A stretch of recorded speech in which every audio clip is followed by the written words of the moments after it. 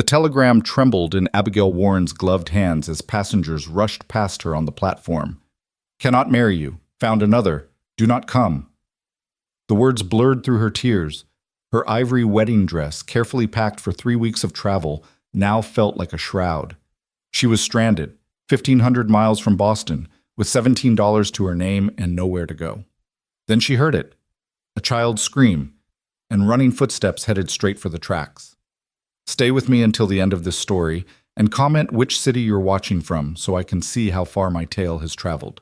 The Wyoming wind cut through Abigail's traveling cloak like a knife through butter, carrying with it the scent of coal smoke and sagebrush. She stood frozen on the wooden platform of Cheyenne Station, her fingers clutching the cruel telegram that had shattered her carefully constructed future. Around her, the chaos of the frontier town swirled, cowboys shouting, horses neighing, the clatter of wagon wheels on hard-packed earth, but she heard none of it. The world had narrowed to those few typewritten words that had arrived just as her train pulled into the station. "Cannot marry you. Found another. Do not come. J. Whitmore." 3 weeks ago, she had left Boston in a traveling suit of deep blue wool, her trunk packed with a wedding dress of ivory silk and Brussels lace, her mother's pearl combs, and 6 carefully embroidered handkerchiefs. She had been traveling to marry James Whitmore, a banker's son she had met only twice before, in arrangements made by their families. It was a practical match. James needed a wife of good breeding, and Abigail's family needed the financial security his family could provide after her father's investments had failed. She had told herself it would be enough, that affection might grow where necessity planted it, that she could build a life on steady ground rather than romantic fancy. How foolish she had been. Miss, are you quite all right?" Abigail blinked and found herself looking into the concerned face of an elderly porter, his weathered skin creased with worry. Her voice came out as barely a whisper. She cleared her throat and tried again. "Yes, thank you. I'm quite well." The lie tasted bitter on her tongue, but what else could she say? That she was utterly ruined? That she had no home to return to, no prospects, no future? That her mother had used the last of her inheritance to pay for this journey, telling all their neighbors and remaining friends that Abigail was going west to marry well? "You look a mite pale, if you don't mind my saying." The porter shifted his weight, glancing around the platform. "You got someone meeting you?" "Yes," Abigail lied again, smooth as silk now. "Any moment now." The porter nodded, tipped his cap, and moved on to help a family struggling with an enormous trunk. Abigail forced herself to breathe, to think. She had $17 in her reticule. The return ticket to Boston would cost nearly twice that, and even if she could afford it, what would she return to? The rented rooms her mother had already given up? The pitying stares of their social circle? The whispers that Abigail Warren couldn't even secure a marriage of convenience? No, she couldn't go back. But she couldn't stay here either, stranded on this platform in a town she didn't know, in a territory that still felt more wild than civilized. She needed to move, to do something, anything to escape the paralysis of shock. Abigail bent to pick up her traveling bag. Her trunk was still somewhere in the baggage car, along with that cursed wedding dress, when she heard it. A high-pitched shriek, pure terror in its tone, followed by the sound of small feet running. Abigail's head snapped up just in time to see a flash of red hair and a blue dress hurtling across the platform. A little girl, no more than 5 years old, was racing toward the edge where the platform dropped off to the tracks. Behind her, perhaps 20 feet back, a little boy with the same copper-bright hair was chasing her, laughing. Lily, stop!" A man's voice, deep and urgent, cut through the platform noise. But the little girl didn't stop. She was crying now. The laughter of the game turned to fear, her small legs pumping as she ran straight for the platform's edge. Beyond it, Abigail could see the gleam of steel tracks, and in the distance heard the warning whistle of an approaching train. No one else seemed to notice. A group of businessmen were absorbed in their conversation. A mother was scolding her son about his muddy boots. The porter had his back turned. Abigail didn't think. She dropped her bag and ran. Her skirts tangled around her ankles, and she hitched them up with one hand, propriety be damned, her boots pounding against the wooden planks. The little girl was so close to the edge now. Just 2 steps, 1 step. Abigail lunged forward and caught the child around the waist. her momentum carrying them both sideways and down. They hit the platform hard, Abigail twisting at the last second to take the brunt of the impact on her shoulder. Pain shot through her arm, but she held on tight as the little girl sobbed against her chest. "Lily!" Heavy footsteps thundered toward them, and then a man was dropping to his knees beside them, his hands reaching for the child. He was tall, Abigail could tell even with him kneeling, with shoulders broad enough to block out the afternoon sun. His face was all sharp angles and shadowed stubble, and his eyes were the clearest, most piercing blue she had ever seen. Those eyes were fixed on the little girl with such naked fear that Abigail felt it in her own chest.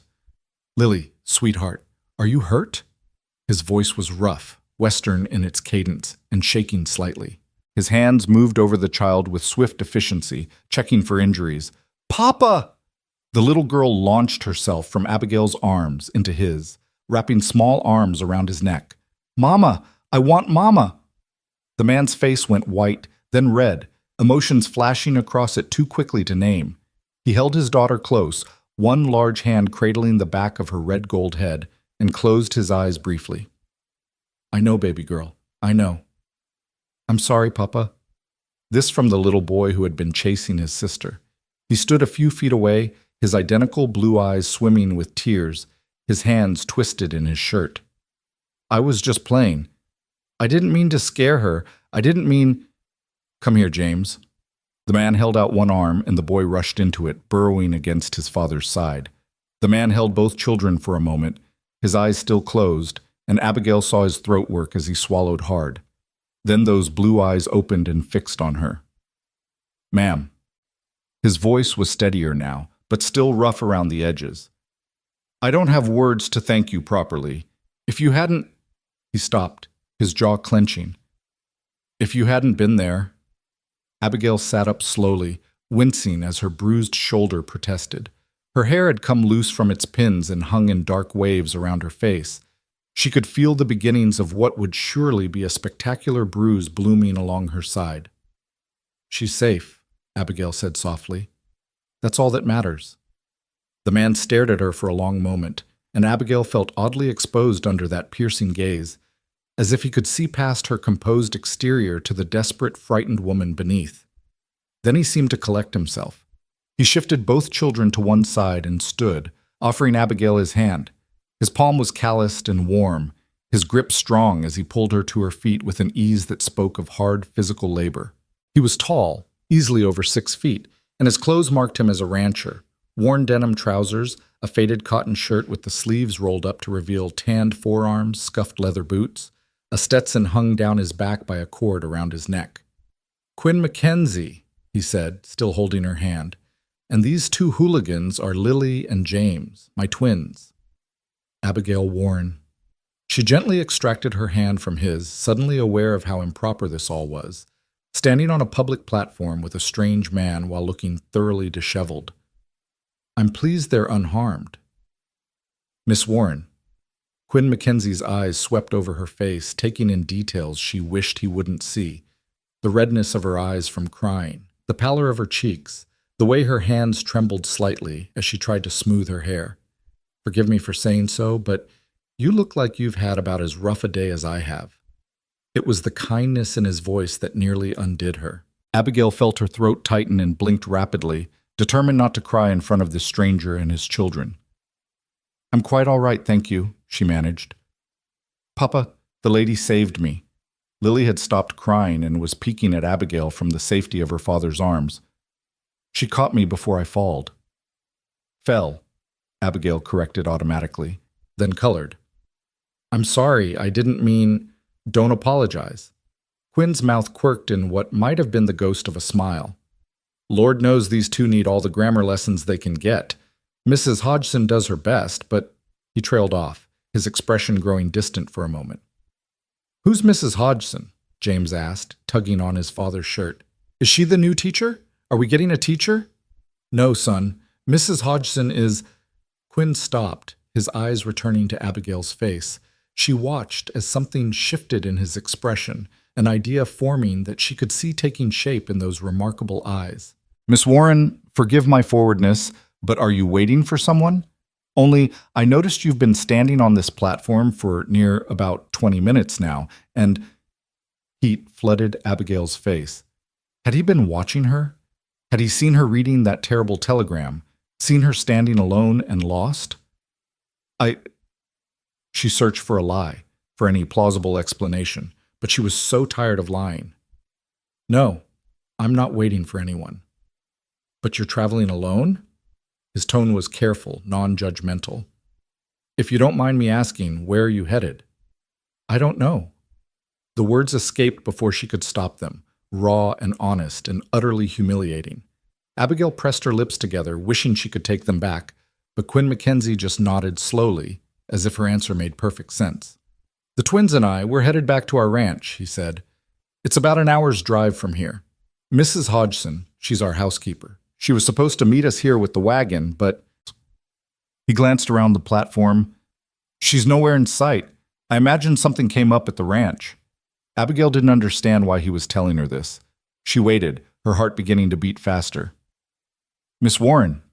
Quinn shifted Lily to his other hip, his expression growing serious.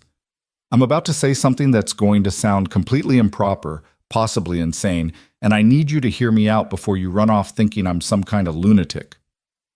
Despite everything, Abigail felt the corners of her mouth twitch. All right. These children need a mother. The words came out flat, matter of fact. Their mama died 8 months ago. Fever took her in 3 days. Since then, I've been trying to manage the ranch and care for them, and I'm failing at both. Mrs. Hodgson helps where she can, but she's got her own family to tend. I've written to every teaching agency between here and Denver trying to hire a governess, but no one wants to come this far out. The ranch is isolated, the pay isn't much, and most women hear widower with 2 children and assume the worst. He paused, his jaw working, and Abigail could see the words cost him something to say. I can see you're in some kind of trouble, he continued quietly. I don't know what, and I'm not asking you to tell me. But I'm a good judge of character, had to be, running a ranch. And I can see you're educated, well-bred, and kind. You saved my daughter's life without a second thought. So I'm asking you, right here on this platform, to consider coming to work for me, as a governess for the twins, teaching them their letters, their numbers, their manners, helping them grieve their mother properly. Abigail stared at him, unable to process what she was hearing. This man, this complete stranger, was offering her employment? Just like that? Mr. Mackenzie, I know how it sounds, he interrupted, but I'm desperate, Miss Warren, truly desperate. And unless I'm very much mistaken, so are you. His eyes held hers, direct and unflinching. I'm offering honest work for honest pay. Room and board plus $30 a month. The ranch house is big enough that you'd have your own quarters, completely separate from the family rooms. Mrs. Hodgson would be there as chaperone. Everything proper and above board. $30 a month. Room and board. Somewhere to go, something to do. A purpose. When her entire future had just collapsed around her ears. It was too much, too fast, too impossible. I don't even know you, Abigail whispered. No, Quinn agreed, but you know my children now, a little. And I suspect you're a better judge of character than you think. He glanced down at the twins who were watching this exchange with wide, curious eyes. What do you say we make it a trial? 2 weeks. Give it 2 weeks, and if at the end of that time you want to leave, I'll pay you the full month's wages and personally drive you back to this station. You can go wherever you want, back east, up to Montana, down to Texas, anywhere, but at least you'll have 2 weeks to figure out what that wherever might be. Abigail's mind raced. It was insane, completely insane. She didn't know this man from Adam. He could be anyone, a criminal, a drunk, a violent man who showed one face in public and another behind closed doors. Going off alone with him to an isolated ranch was the height of foolishness. But what choice did she have? Stay here in Cheyenne with no money, no prospects, no connections? Try to find work in a frontier town where respectable employment for women was scarce? Attempt to make her way to Denver or Santa Fe with nothing but $17 and increasingly desperate hopes? Or take this chance? This impossible, insane, potentially disastrous chance. Miss Warren? A small voice piped up.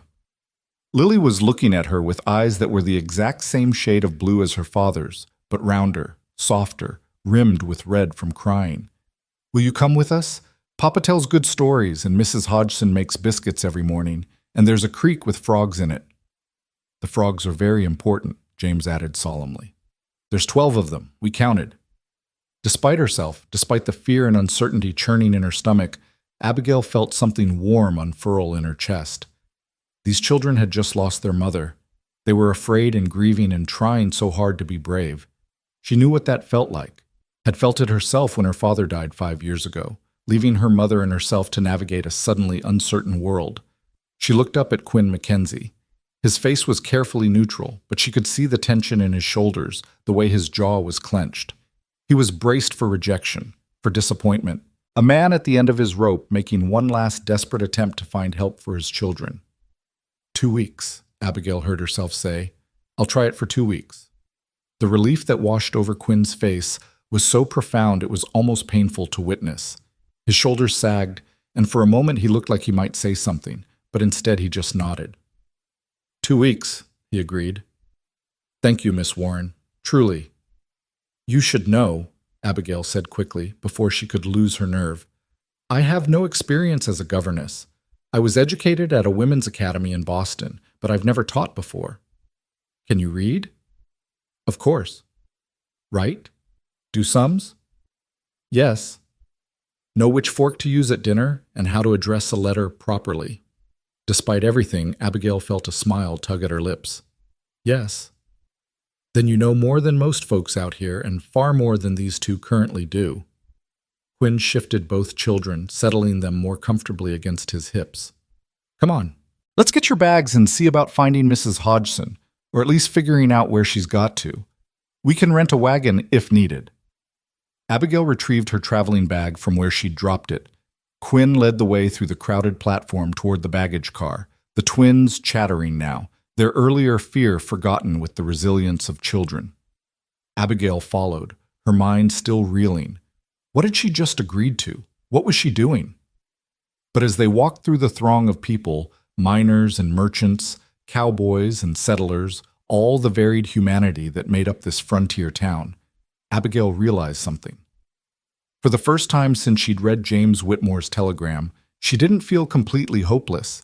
She felt terrified, yes, uncertain, absolutely, but also, somewhere deep in her chest, she felt the faintest flicker of possibility. At the baggage car, Quinn handed both children to Abigail with a quick, "Hold on to them tight," before he swung up into the car to help the attendant locate her trunk. Lily immediately grabbed one of Abigail's hands, and James took the other, both of them gazing up at her with identical expressions of curious interest. "Are you sad?" Lily asked with the blunt directness of childhood. Abigail blinked, startled. "What makes you say that?" "Your eyes are red, like when I cry." There was no judgment in the little girl's voice, just simple observation and perhaps a touch of sympathy.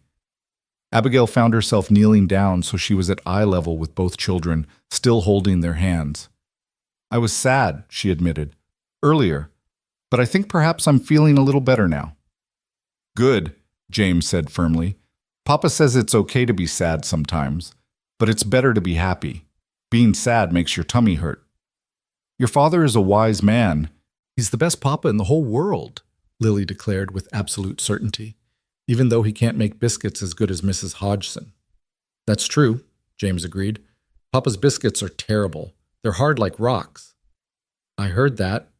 Quinn's voice came from above them, warm with amusement. He was leaning over the edge of the baggage car, a smile playing at the corners of his mouth. The first real smile Abigail had seen from him. It transformed his face, softening the harsh lines and making him look younger, more approachable. "For that, young man, you can help me carry this trunk." "I'm only 5, James protested, but he was grinning. "Big enough to help, then." Quinn dropped down from the car with an easy grace, landing lightly despite his size. Behind him, the baggage attendant lowered Abigail's trunk to the platform with a grunt. It was the large one, the one she had packed so carefully back in Boston with all her hopes for her new life. The life that would never happen now. Quinn must have seen something in her face because his expression grew gentle. "We'll get it loaded up. Don't you worry." But when he reached for the trunk, Abigail stopped him with a hand on his arm. Through the fabric of his shirt, she could feel the solid muscle beneath, warm from the sun. She pulled her hand back quickly. "Mr. Mackenzie, I should tell you, there's a wedding dress in there." He paused, his hand on the trunk's handle, and looked at her. Understanding dawned in those blue eyes. "The someone who wasn't waiting for you at the station," he said quietly. "Yes. I'm sorry." The simple words, spoken with genuine sympathy, nearly broke through Abigail's carefully maintained composure. She nodded, not trusting herself to speak. "Well then," Quinn said after a moment, "maybe after 2 weeks at the ranch, you'll want to burn that dress, or maybe you'll want to pack it up and take it with you when you leave. Either way, we'll make sure it's safe until you decide." It was such a practical, non-judgmental response that Abigail felt some of the tension leave her shoulders. He wasn't going to pry, wasn't going to demand explanations or make assumptions. He was simply going to let her be. "Thank you," she said softly. Quinn nodded and lifted the trunk as if it weighed nothing, balancing it on one shoulder. "Now, let's see about that wagon. If Mrs. Hodgson isn't here, we'll need to rent one from the livery." They made their way through the station and out onto the main street of Cheyenne. After the crowds of the platform, the street felt almost overwhelming in its noise and chaos. Wagons rolled past, their wheels throwing up clouds of dust. Horses stamped and nickered at hitching posts. Music spilled from a saloon somewhere, competing with the sound of hammers from a construction site down the block. Abigail had thought Boston was loud, but this was different. This was raw and unpolished, a town still finding its shape, still deciding what it would become. There was an energy to it that was simultaneously exciting and frightening.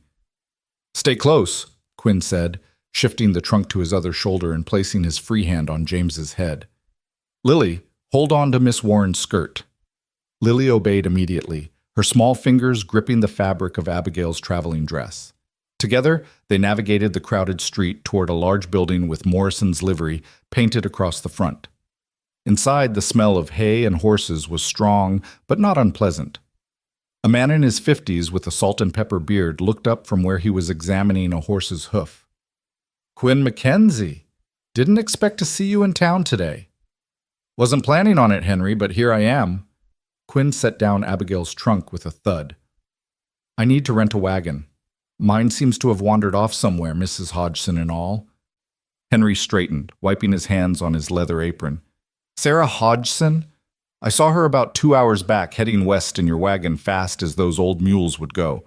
Looked worried about something." Quinn's face tightened. "Damn, something at the ranch then." "Most like," Henry agreed. Then his eyes found Abigail, and curiosity lit his weathered features. "And who might this be?" "Miss Abigail Warren," Quinn said before Abigail could introduce herself. "She's agreed to come work as governess for the twins." "Has she now?" Henry's eyebrows rose nearly to his hairline. "Well, I'll be. You've been looking for someone for months. I'm aware." Quinn's tone suggested he'd prefer not to discuss it further. "About that wagon?" Right. Henry turned and called toward the back of the stable. "Billy, hitch up the buckboard for Mr. Mackenzie." While they waited, Henry kept casting curious glances at Abigail, clearly bursting with questions he was too polite to ask. Abigail stood very still, acutely aware of how she must look, travel-worn and disheveled, standing in a livery stable with a strange man and his children. This was so far beyond the bounds of propriety that it was almost laughable.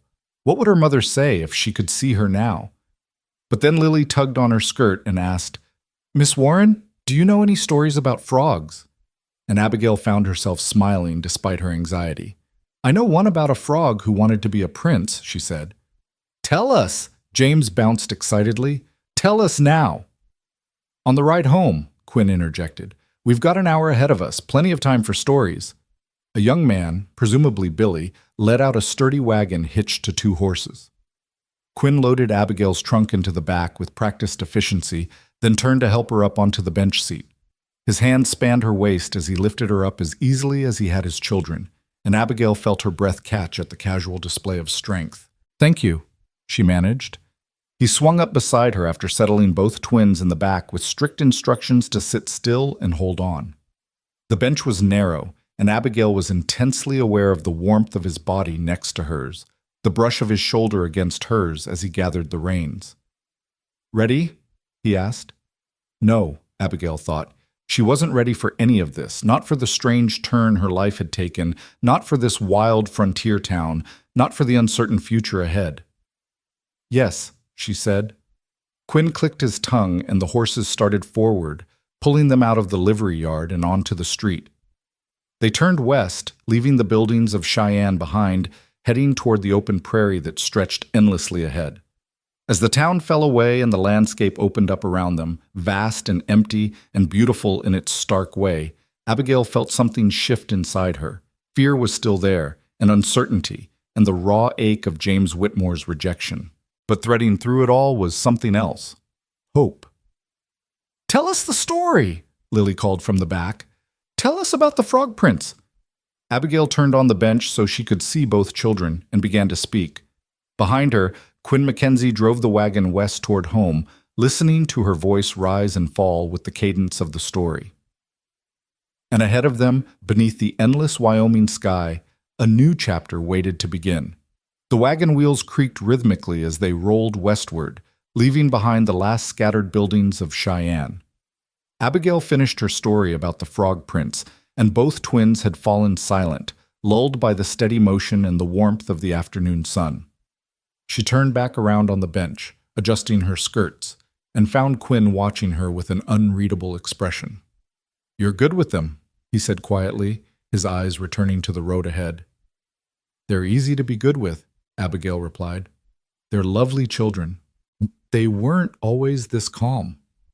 Quinn's jaw tightened slightly. First few months after Martha died, they hardly slept. Lily would wake up screaming every night, and James... He stopped, shook his head. James stopped talking for near about 6 weeks, just went completely silent. Doctor said it was the shock of it. Abigail's heart clenched. "I'm so sorry.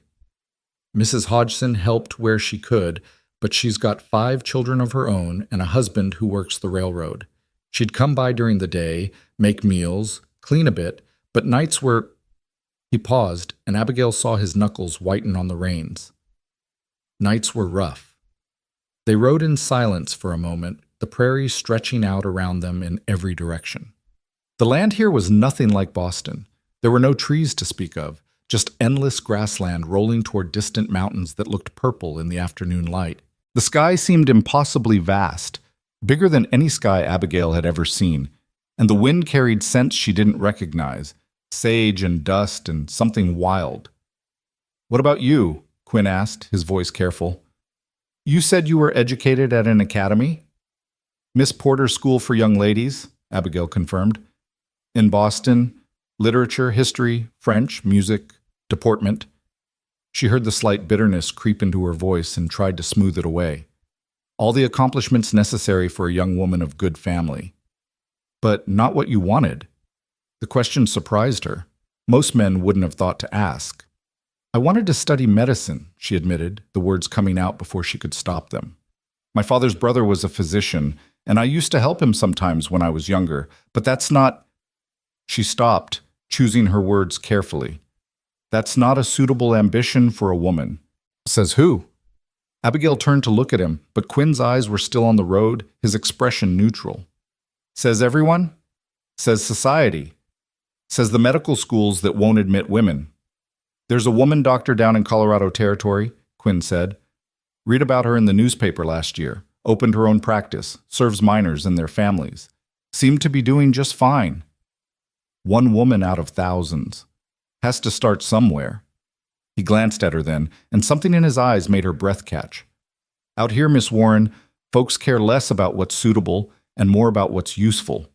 A woman who can set a broken bone or deliver a baby is worth her weight in gold, no matter what some fancy school back east thinks about it." Abigail didn't know what to say to that.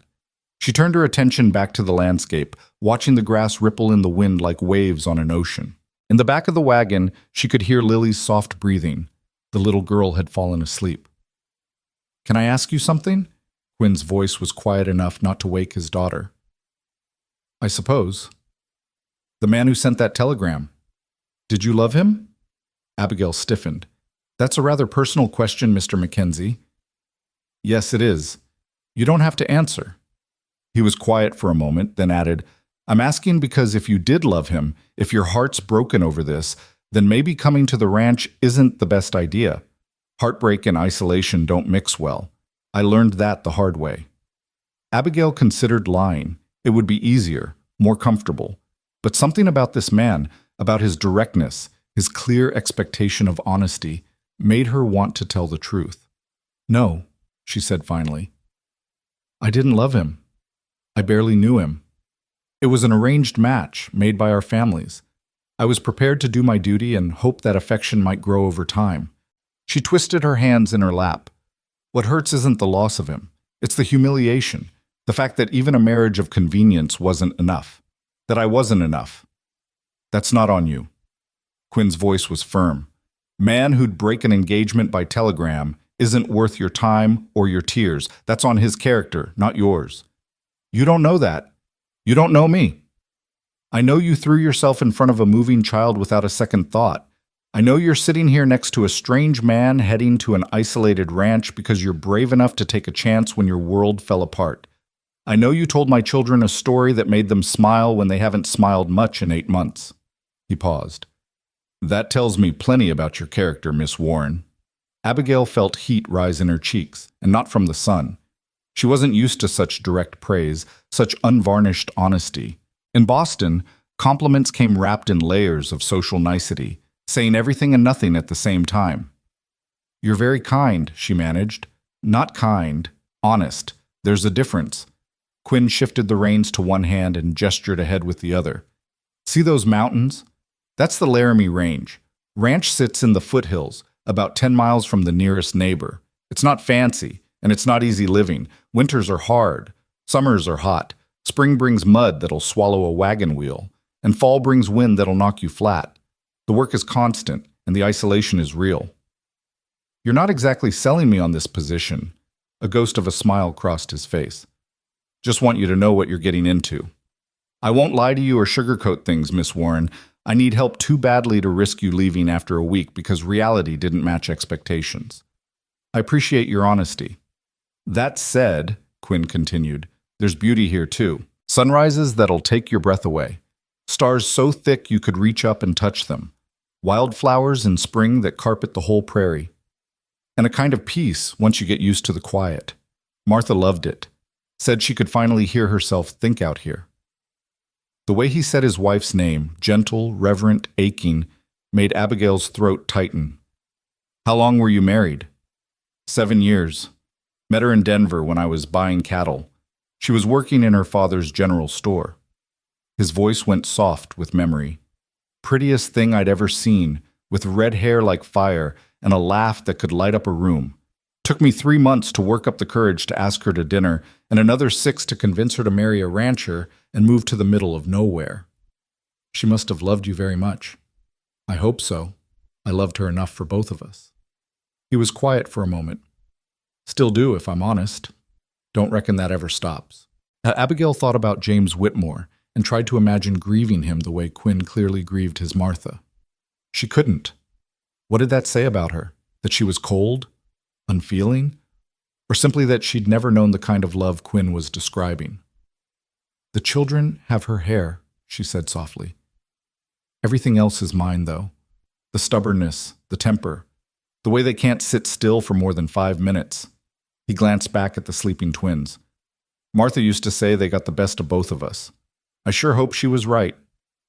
James stirred in the back of the wagon, sitting up and rubbing his eyes. Papa, how much longer? Another half hour or so, son. See that creek up ahead? We follow that most of the way home. Abigail could indeed see a line of green in the distance, marking where water flowed. As they drew closer, she could make out cottonwood trees growing along the banks, their leaves shimmering silver green in the breeze. It was the first real vegetation she'd seen since leaving Cheyenne, and something in her chest loosened at the sight. Can we stop? James asked. I'm thirsty. Quinn checked the sun's position, then nodded. Quick stop. We need to get home before dark. He guided the wagon down to the creek's edge and set the brake. James scrambled out immediately, running toward the water with the boundless energy of a 5-year-old who'd been sitting still too long. Lily woke with a start, looking confused for a moment before she spotted the creek and followed her brother with equal enthusiasm. "Stay where I can see you," Quinn called after them, "and don't get your clothes wet." He climbed down from the wagon and turned to help Abigail, his hands once again spanning her waist.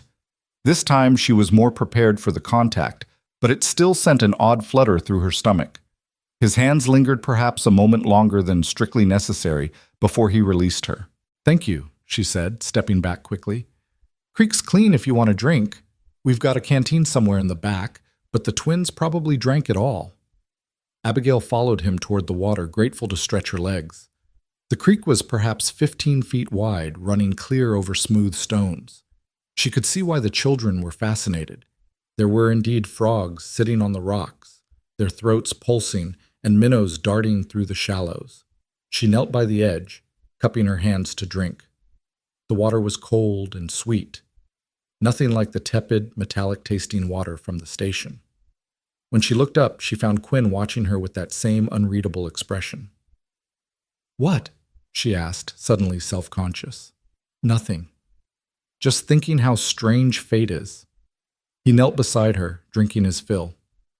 "This morning I woke up dreading another failed trip to town, another rejection letter from a teaching agency. And now here you are." "Here I am," Abigail echoed. "Though I'm still not entirely sure this is real. This morning I was—" She stopped, the memory of reading that telegram still raw. "You were supposed to be getting married." "Yes." "What was he like? This man you were going to marry?" Abigail thought about James Whitmore, trying to conjure his face clearly. It was already fading, she realized. Polite? Reserved. He had good prospects and came from an excellent family. Our mothers thought we'd suit. "But you didn't?" "I don't know. We never had the chance to find out." She picked up a smooth stone from the creek bed, turning it over in her fingers. "He kissed me once, after our second meeting. It was—" She paused, searching for the word. "Perfunctory. Like sealing a business arrangement. That's no way to kiss a woman you're planning to marry." The certainty in Quinn's voice made her look up. His blue eyes were intense, focused entirely on her, and suddenly the air between them felt charged with something Abigail couldn't name. How should a man kiss a woman he plans to marry? The question escaped before she could stop it, bold and improper.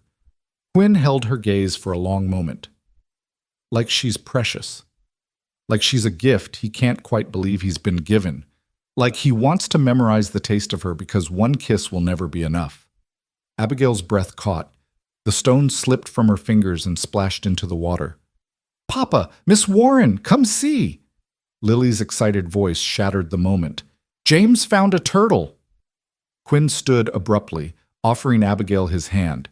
She took it, letting him pull her to her feet, and they walked together toward where the twins were crouched by a fallen log.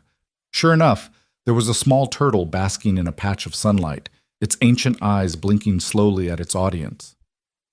"Can we keep him?" James asked immediately. "No," Quinn said firmly. "Wild things belong in the wild, son. We've talked about this." "But he could live in the barn. He'd be miserable in the barn. He wants to stay here by his creek with his family." "He has a family?" Lily asked, her eyes wide. "Sure he does. Probably got a wife turtle and baby turtles waiting for him somewhere." James considered this seriously, then nodded. "Okay, he can stay. But can we visit him sometimes?" "Anytime we pass this way," Quinn promised. He ruffled his son's hair. "Now, say goodbye to Mr. Turtle. We need to get moving." The children chorused their farewells to the turtle, who seemed unimpressed by the attention. Quinn herded them back toward the wagon, lifting each one into the back with easy strength. Then he turned to Abigail. "Ready for the final stretch?" "As ready as I'll ever be." He smiled, another real smile that transformed his face, and helped her back onto the bench. As they pulled away from the creek, Abigail looked back once at the cottonwood trees and the clear water sparkling in the sunlight. She had the oddest feeling that she'd remember this moment, this place, for the rest of her life, though she couldn't have said why. The landscape began to change as they traveled. The flat prairie gave way to rolling hills, and scattered pines appeared among the grassland. The mountains were closer now, close enough that Abigail could make out individual peaks and the dark patches of forest on their slopes. The air smelled different too, crisper, tinged with pine and earth. "Almost home," Quinn said, and she heard the satisfaction in his voice. They crested a hill, and suddenly Abigail could see the ranch spread out below them. It was bigger than she'd expected.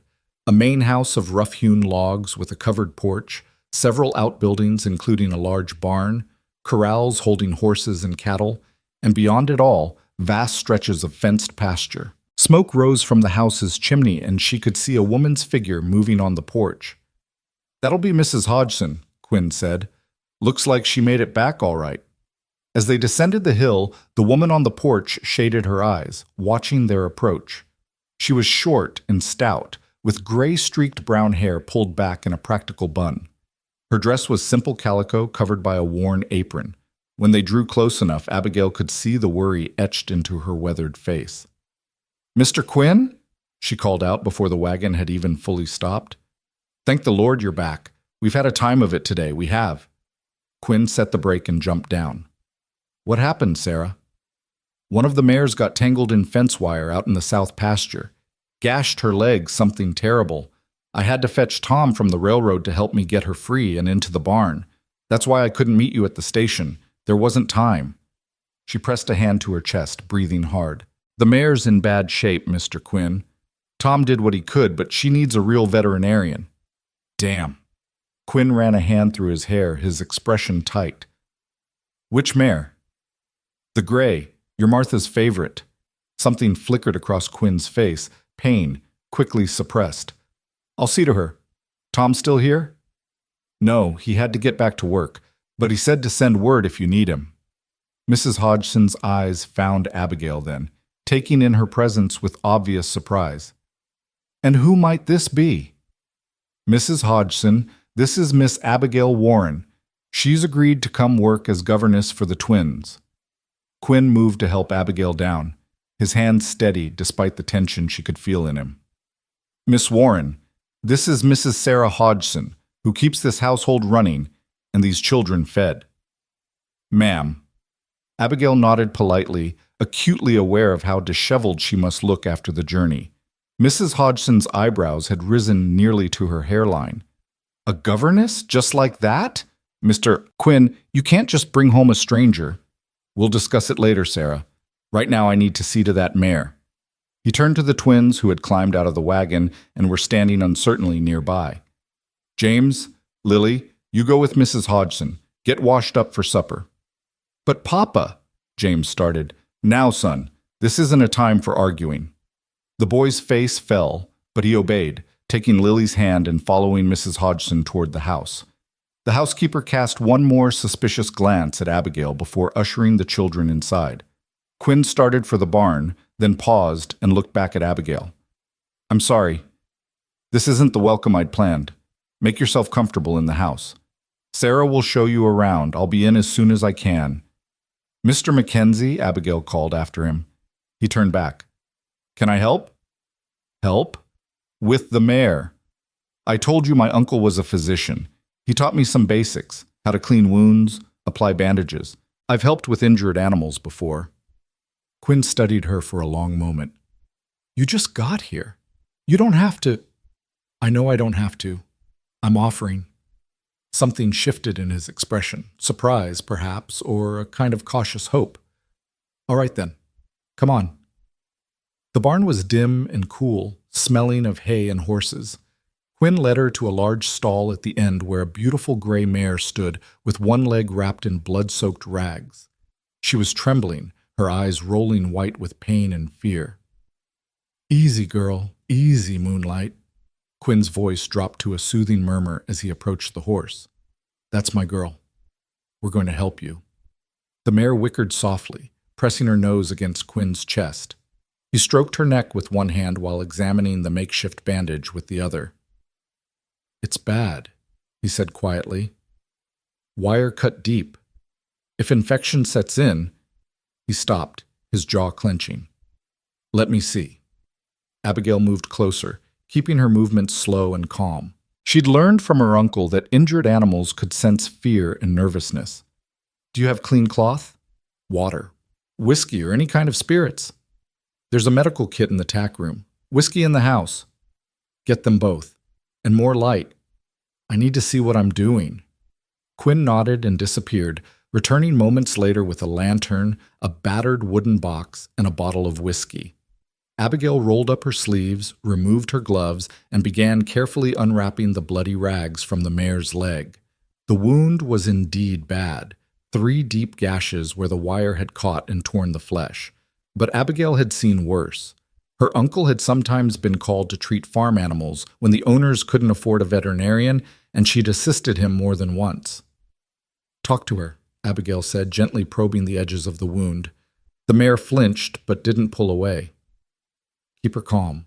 Quinn positioned himself at the mare's head, his hands steady on her halter, his voice a low, continuous stream of soothing words. Abigail poured whiskey over the wound, cleaning away dirt and debris while the mare stamped and snorted. Then she took clean cloth from the medical kit and began carefully bandaging the leg, wrapping it snugly but not so tight as to cut off circulation. This needs to be changed twice a day, she said, tying off the bandage. And watch carefully for signs of infection, heat, swelling, discharge. If you have any salve or ointment, that should be applied each time you change the dressing. I've got some salve the vet left last time. Quinn's eyes were fixed on the neat bandage, his expression one of amazed relief. You really do know what you're doing. Basic field medicine. My uncle believed everyone should know how to treat common injuries. Abigail straightened, wiping her hands on a clean corner of cloth. Her traveling dress was now stained with blood and dirt, ruined beyond any hope of recovery. She found she didn't care. She should heal, Mr. Mackenzie, assuming infection doesn't set in. Keep her still, keep the wound clean, and give her time.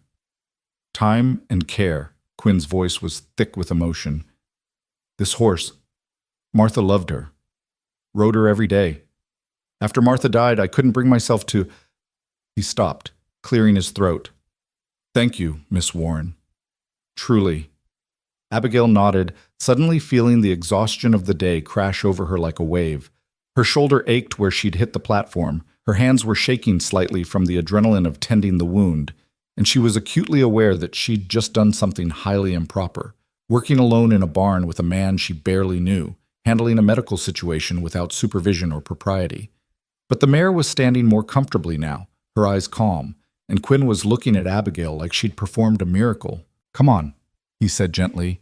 Let's get you inside. You've had enough for one day. They walked together toward the house through the gathering dusk. The sky had turned deep blue, and the first stars were beginning to appear. A cool breeze carried the scent of pine from the mountains, and somewhere in the distance a coyote howled. Mrs. Hodgson met them at the door, her expression torn between disapproval and grudging respect when she saw the state of Abigail's dress and hands. "The mare?" she asked Quinn. "Gonna be all right, thanks to Miss Warren." The housekeeper's eyebrows rose again, and she studied Abigail with new interest. "Is that so? Well then, Miss Warren, you'll be wanting to wash up. I've put you in the room at the end of the hall, upstairs. It was going to be the nursery, but we never—" She stopped, glancing at Quinn. "That'll be fine, Sarah, thank you. Your trunk is already up there. Supper in 30 minutes. Nothing fancy, just stew and biscuits." She turned to Abigail. "Come on then. I'll show you your room." Abigail followed Mrs. Hodgson up a narrow staircase to the second floor. The house was simply furnished but clean, with wide plank floors and whitewashed walls. Mrs. Hodgson opened a door at the end of a short hallway, revealing a small room with a single bed, a washstand, a dresser, and a window overlooking the front yard. "It's not much," Mrs. Hodgson said, her tone slightly defensive.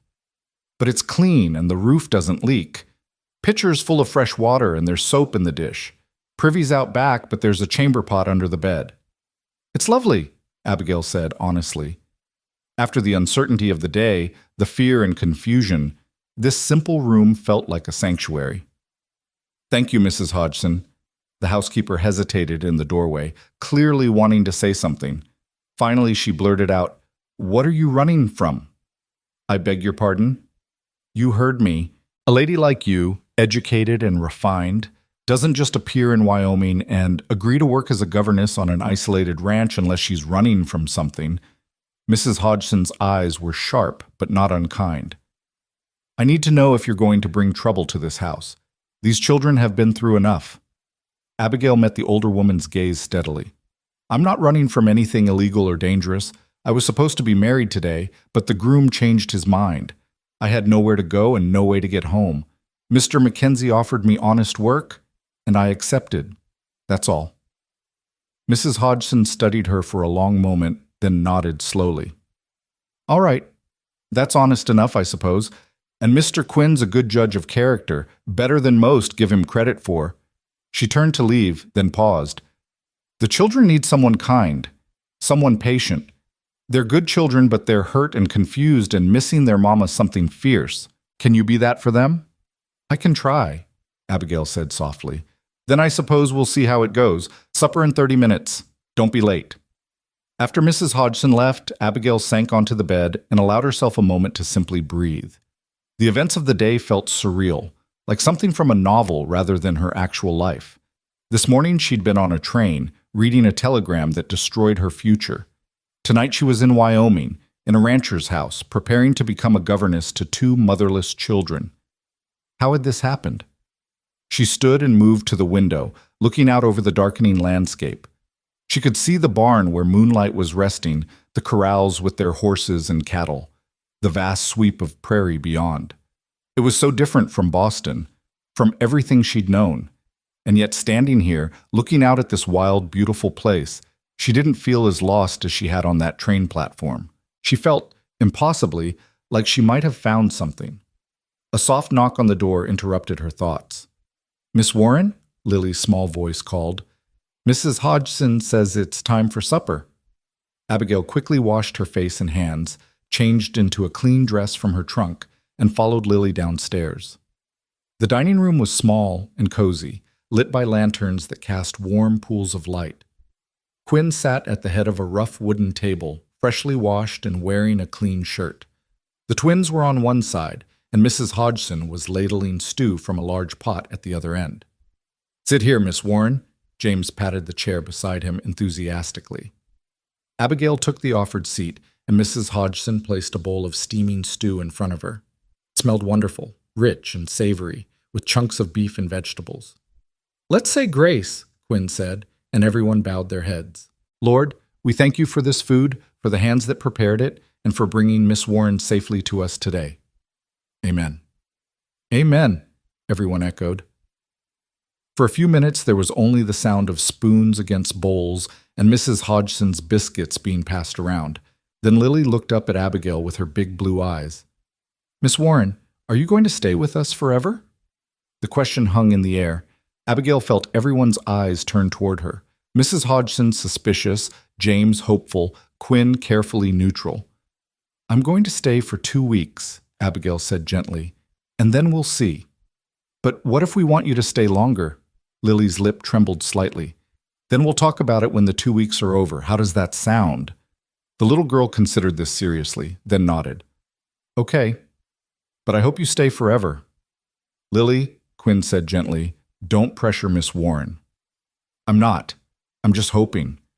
Despite the awkwardness of the moment, Abigail felt warmth spread through her chest. When was the last time anyone had wanted her to stay? When had anyone looked at her the way these children were looking at her now, with simple, honest hope? Your biscuits are delicious, Mrs. Hodgson, Abigail said, trying to ease the tension. The housekeeper looked pleased despite herself. It's the buttermilk. Makes them tender. Though Mr. Quinn here could burn water if you let him. I resent that, Quinn said mildly. My coffee's decent. Your coffee could wake the dead and make them wish they'd stayed buried, Mrs. Hodgson retorted, but there was affection in her tone. James giggled, and even Lily smiled. Abigail found herself relaxing slightly, the strangeness of the situation fading into something almost comfortable. This wasn't the life she'd planned, the dinner parties and social calls she'd imagined. But watching this small family tease each other gently, seeing the obvious care between them despite their grief, she thought maybe, just maybe, she'd stumbled into something better than plans. After supper, Mrs. Hodgson shooed everyone out of the kitchen so she could clean up. Quinn took the twins upstairs to get ready for bed, and Abigail found herself alone in the parlor, examining the books on a small shelf. They were a mix of practical volumes, guides to ranching and animal husbandry, and what looked like Martha's books. Poetry by Wordsworth, novels by Dickens, a worn copy of Pride and Prejudice. Abigail pulled out the Austen novel, running her fingers over the cover. It had been read many times, she could tell. Loved. She was opening it to find an inscription when Quinn's voice made her look up. That was Martha's favorite. She must have read it a dozen times. I'm sorry, I shouldn't have. No, please. He gestured for her to keep the book. She'd be happy knowing someone else was enjoying it. She always said books should be read, not just sit on shelves collecting dust. Abigail closed the book carefully. She sounds like she was a wonderful person. She was. Quinn moved to the window, looking out into the darkness. Smart, funny, patient, especially with me.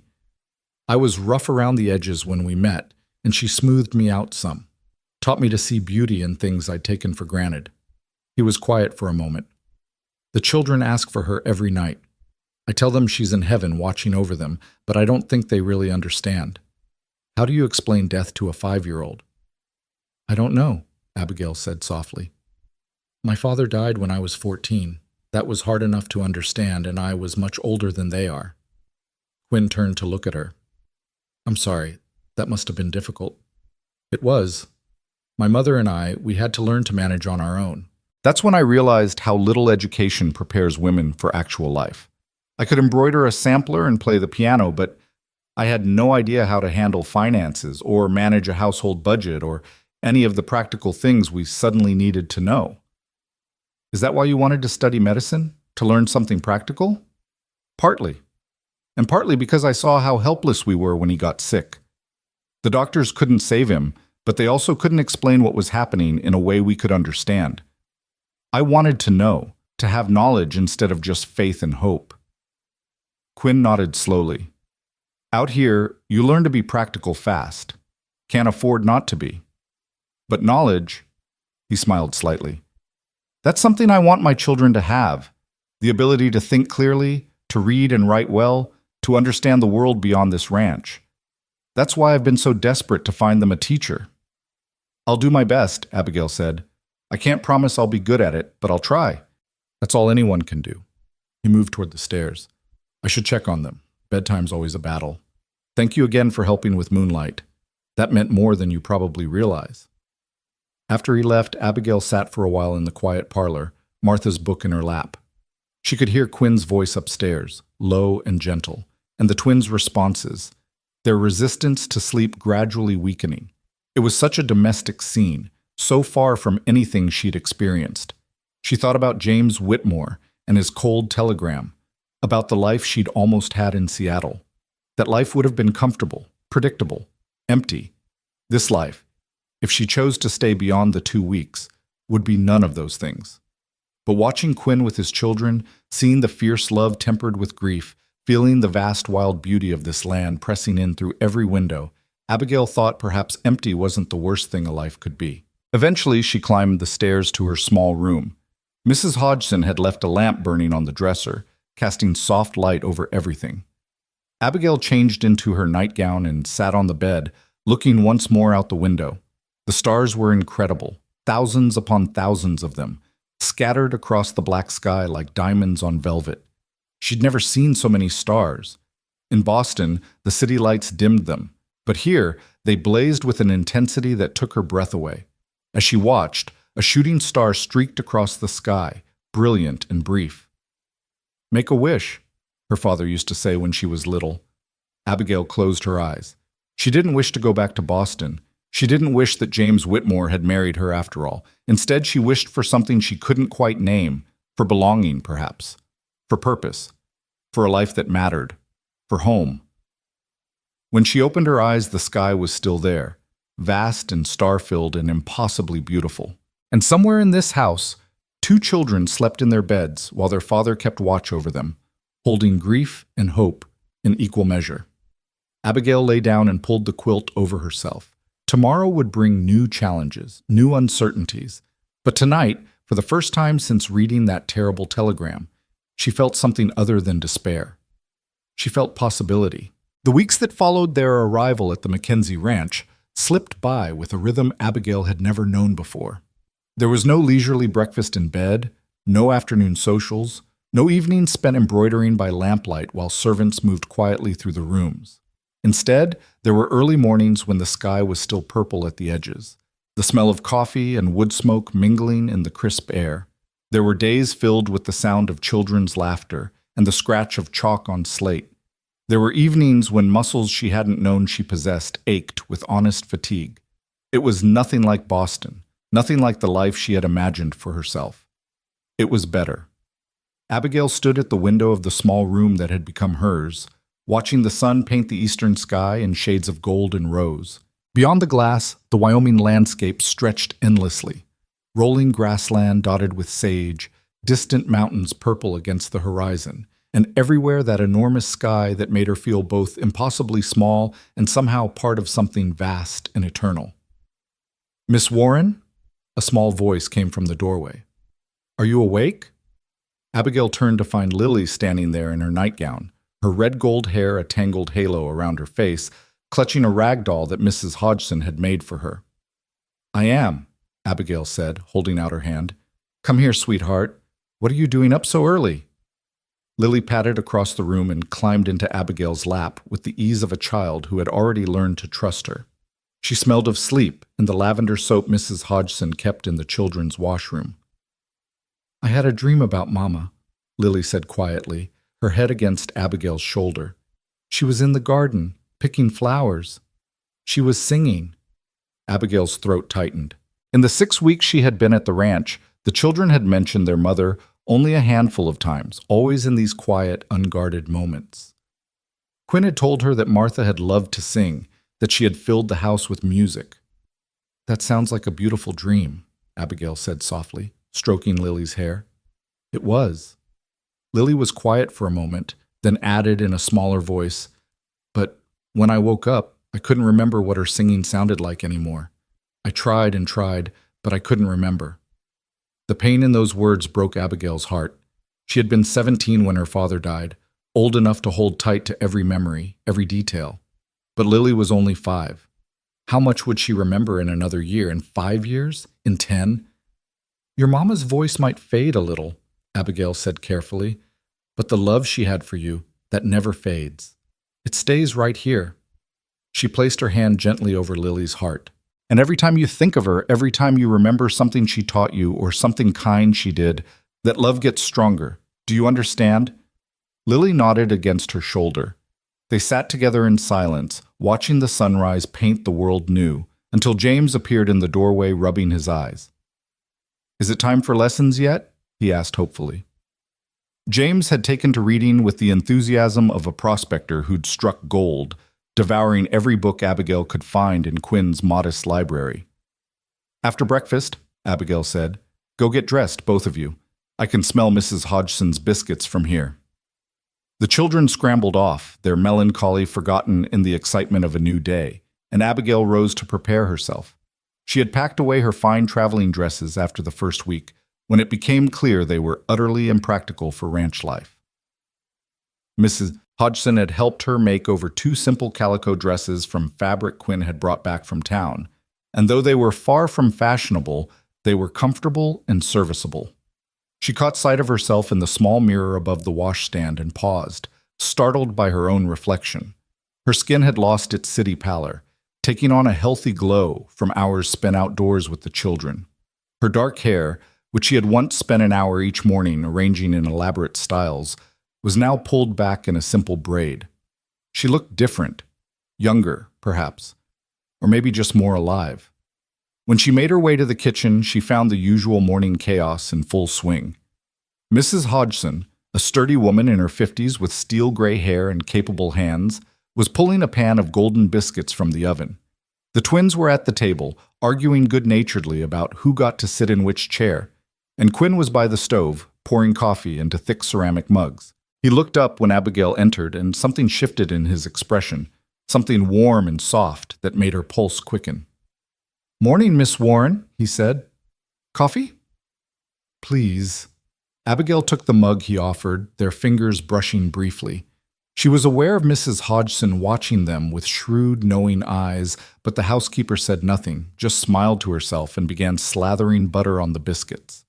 They had fallen into this routine over the weeks: breakfast together before Quinn went out to work on the ranch, lessons for the children in the morning, outdoor time in the afternoon, dinner together in the evening. It felt domestic in a way that should have been strange, given that Abigail was an employee, not family. But somehow, it didn't feel strange at all. It felt natural, as if she had always been part of this household, part of this life. "I need to ride out to check the north pasture today," Quinn said, settling into his chair at the head of the table. "Should be back by early afternoon. If you need anything, we'll be fine," Abigail assured him. "I thought I'd take the children down to the creek after lessons. The weather's warm enough, and James has been asking to catch frogs again." "Can we, Papa?" James bounced in his seat. "Miss Warren said she'd help us make a proper house for them this time, with rocks and everything." "A temporary house," Abigail clarified quickly, seeing Quinn's expression. "We'll release them at the end of the day. I've been teaching them about habitats and ecosystems." Quinn's mouth quirked. "Of course you have." He reached over and ruffled James's hair. "All right, but you do what Miss Warren tells you. No wandering off, and stay away from the deep part where the current's strong." "We will," both children chorused.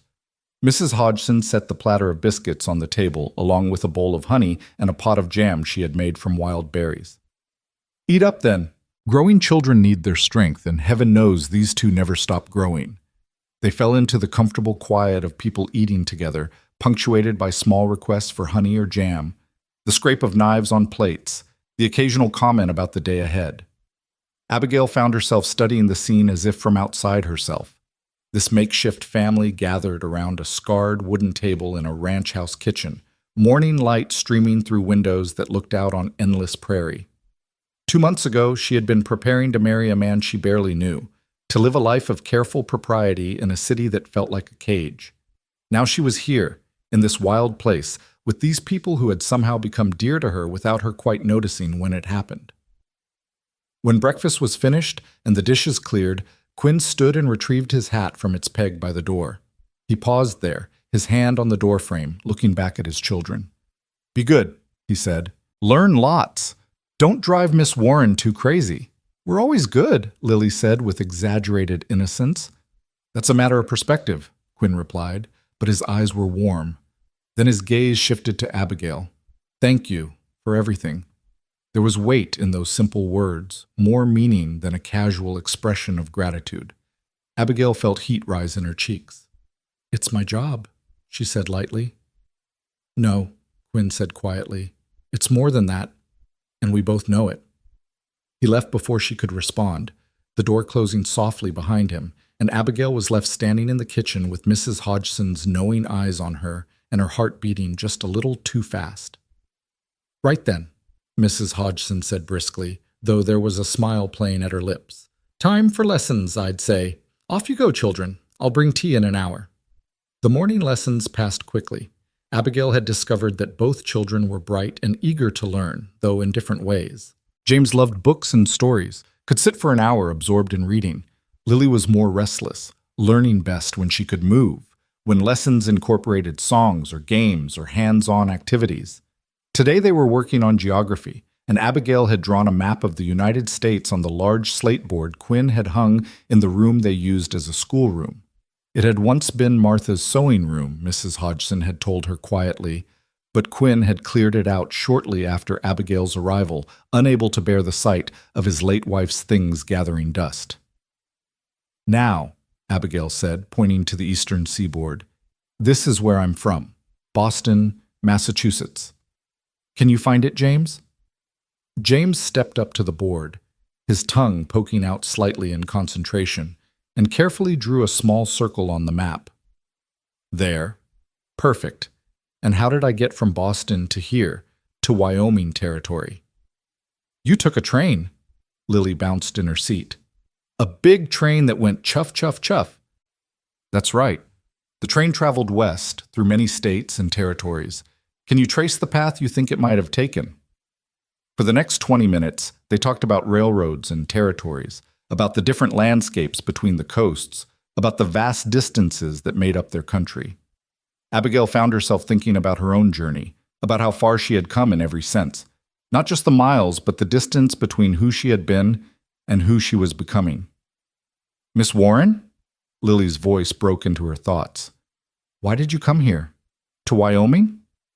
It was an innocent question, asked with childish curiosity, but it struck Abigail like a physical blow.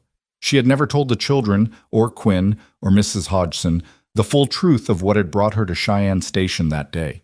They knew she had been traveling, that her plans had changed, but no more than that. "I came because I needed a new start," Abigail said carefully. "Sometimes our plans don't work out the way we expect, and we have to find a new path." "Like when Mama died," James said matter-of-factly. "Papa says we had to find a new path without her." "Yes," Abigail said softly, "like that."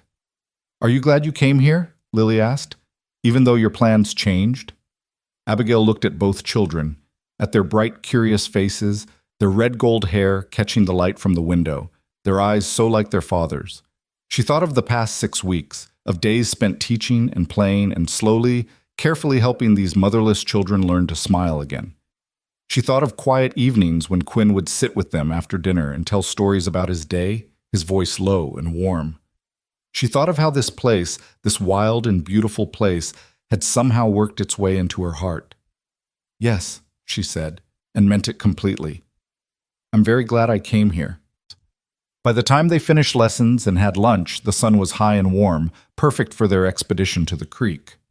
Abigail changed into her oldest dress and sturdiest boots, then helped both children into clothes that could withstand mud and water. Mrs. Hodgson packed them a basket with bread, cheese, and apples, and they set off across the meadow. The creek was about a 15-minute walk from the house, winding through a small grove of cottonwood trees that provided blessed shade from the afternoon sun. The water ran clear over smooth stones, and Abigail could see why the children loved it. It was a perfect place for exploration and play. "Remember the rules?" she said as they reached the bank. "Stay where I can see you, no deeper than your knees, and if I call you, you come immediately."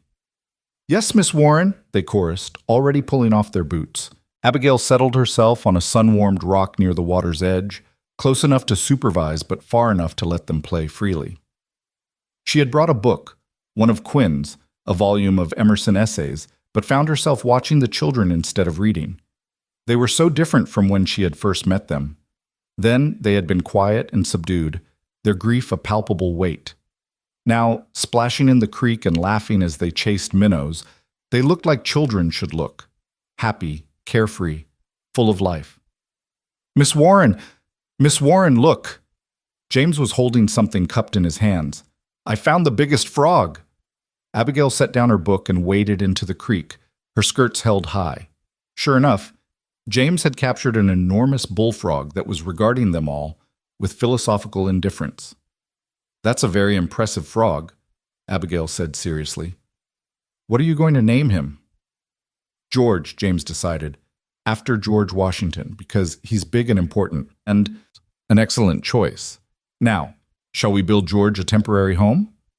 They spent the next hour constructing an elaborate frog habitat from rocks and sticks and water plants, with Abigail helping them understand what frogs needed to be comfortable. It turned into an impromptu science lesson about amphibians, about life cycles and ecosystems, and the children absorbed it all with enthusiasm. "You're a good teacher," a voice said from behind them. Abigail spun around, startled, and found Quinn standing at the edge of the creek. He must have approached silently while they were absorbed in their work. His hat was pushed back on his head, and there was something in his expression, something warm and soft and just a little sad. "Papa?" Lily abandoned George the frog and splashed through the water toward her father. "We're learning about amphibians." "Amphibians," Abigail corrected gently, then looked at Quinn. "You're back early." "Finished quicker than I thought." He scooped Lily up despite her wet feet and clothes, "and I remembered you'd mentioned coming down here. Thought I'd join you, if that's all right." "Of course." Quinn set Lily down and moved to where James was guarding George with solemn dedication. Father and son bent over the makeshift frog habitat, their heads close together, their identical postures making Abigail's heart squeeze. Quinn listened intently as James explained every detail of George's accommodations, asking questions that showed genuine interest, not just paternal indulgence. Watching them, Abigail felt something shift inside her, a recognition of something she had been trying not to acknowledge for weeks now. She cared about these children, yes, but what she felt when she looked at Quinn Mackenzie was something entirely different, something deeper and more complicated and infinitely more dangerous. She cared about him too, was falling for him, if she was honest with herself, for his quiet strength and his gentle way with his children, for the way he listened when she spoke, really listened, as if her words mattered, for the small kindnesses he showed, the way he always poured her coffee in the morning, the books he brought back from town because he thought she might like them, the way he looked at her sometimes as if she was something precious and unexpected. It was foolish. She had no reason to think his feelings ran deeper than gratitude and respect. "Miss Warren?" Quinn was looking at her with concern. "Are you all right? You look flushed. Too much sun?" "I'm fine," she said quickly. "Just warm. Maybe we should head back." "In a minute." Quinn straightened, brushing his hands on his trousers. "James, Lily, why don't you two show George the shady side of his new home? Make sure he's got everything he needs before we release him." The children scampered off, and Quinn turned to Abigail. They stood in the dappled shade of the cottonwoods, the sound of running water and children's voices a gentle backdrop. "I want to thank you," Quinn said quietly, "for what you've done for them, for bringing life back into this house." "They're wonderful children," Abigail replied. "It's easy to care for them." "It's more than that." Quinn took a step closer, his blue eyes intense on hers. "You've given them back their childhood. After Martha died, they just shut down, stopped laughing, stopped playing. Mrs. Hodgson and I, we tried everything, but nothing worked. Then you came along, and within a week they were smiling again. Within 2 weeks they were laughing. Now look at them." Abigail followed his gaze to where the twins were carefully arranging leaves around George's habitat, their heads bent together, their voices bright with excitement. "They needed time," she said, "and someone who could be there for them consistently. I just happened to be that person." "No." Quinn's voice was firm. "You're not just that person. You're exactly the right person. Don't sell yourself short, Abigail." It was the first time he had used her given name, and the sound of it in his rough voice sent warmth flooding through her. "Quinn," she started, but didn't know how to finish. "I know this isn't what you signed on for," he continued, his eyes never leaving hers. "I know you came here desperate and running from something. I still don't know what. And I won't ask unless you want to tell me. But I want you to know that you're not just an employee here. You're part of us now. Part of this family. And I hope to God you don't want to leave, because I don't know what we'd do without you." The vulnerability in his words, the raw honesty, made Abigail's throat tight. She wanted to tell him everything, about James Whitmore's telegram, about her ruined wedding plans, about arriving in Cheyenne with nowhere to go and no hope left. She wanted to tell him that she had never felt more at home anywhere than she did here on this dusty ranch with its endless sky and its makeshift family. But before she could speak, Lily called out, "Papa, Miss Warren, come see. George jumped right over his rock wall." The moment broke, and Quinn smiled ruefully. "Duty calls," he said. "But Abigail, think about what I said." He moved toward the children, leaving Abigail standing alone in the dappled shade, her heart racing and her mind whirling with everything he had said and everything she wanted to say in return. That evening, after the children were in bed and Mrs. Hodgson had retired to her small cottage behind the main house, Abigail found herself unable to sleep. She wrapped a shawl around her shoulders and stepped out onto the front porch, drawn by the enormity of the night sky. The stars were incredible here, away from city lights, thousands upon thousands of them scattered across the darkness like diamond dust. The air was cool and clear, carrying the scent of sage and the distant sound of coyotes calling to each other across the prairie. Couldn't sleep either? Abigail turned to find Quinn emerging from the house, a cup of what smelled like whiskey in his hand. He gestured to the porch swing. "Mind if I join you?" "Please." They sat together in companionable silence for a while, the swing creaking gently as Quinn set it in motion with one foot. Abigail was intensely aware of his presence beside her, the warmth of his body, the solid strength of him, the way his shoulder occasionally brushed hers as they swayed. "I come out here most nights," Quinn said eventually. "After Martha died, I couldn't stand being in that empty bed staring at the ceiling. So I'd come out here and watch the stars and try to figure out how to keep going." He paused, taking a sip of his drink. "It's better now, easier, because of you. Quinn, Let me say this," he interrupted gently. "I need to say it, and I need you to hear it. When Martha died, I thought I was done. Thought I'd just go through the motions of living for the sake of the children, but never really feel anything again. Then you showed up on that platform, looking lost and scared and so damn brave, and something in me recognized something in you." He turned to look at her, his face shadowed but his eyes catching the starlight. "I'm not saying this right," he continued. "I'm not good with words like you are, but what I'm trying to say is that somewhere along the way, you stopped being the governess and started being more. You're the person I want to tell about my day, the person whose opinion I value, the person who makes me think about the future instead of just surviving the present." Abigail's breath caught in her throat. "What are you saying?" "I'm saying I've developed feelings for you, Abigail Warren, deep feelings. The kind that scare me because I didn't think I'd ever feel them again." He set down his cup and turned to face her fully. "I'm saying that when I look at you, I don't see an employee. I see a woman I admire and respect. A woman I could—" He stopped, swallowed hard. "A woman I could love, if she'd let me." The world seemed to stop.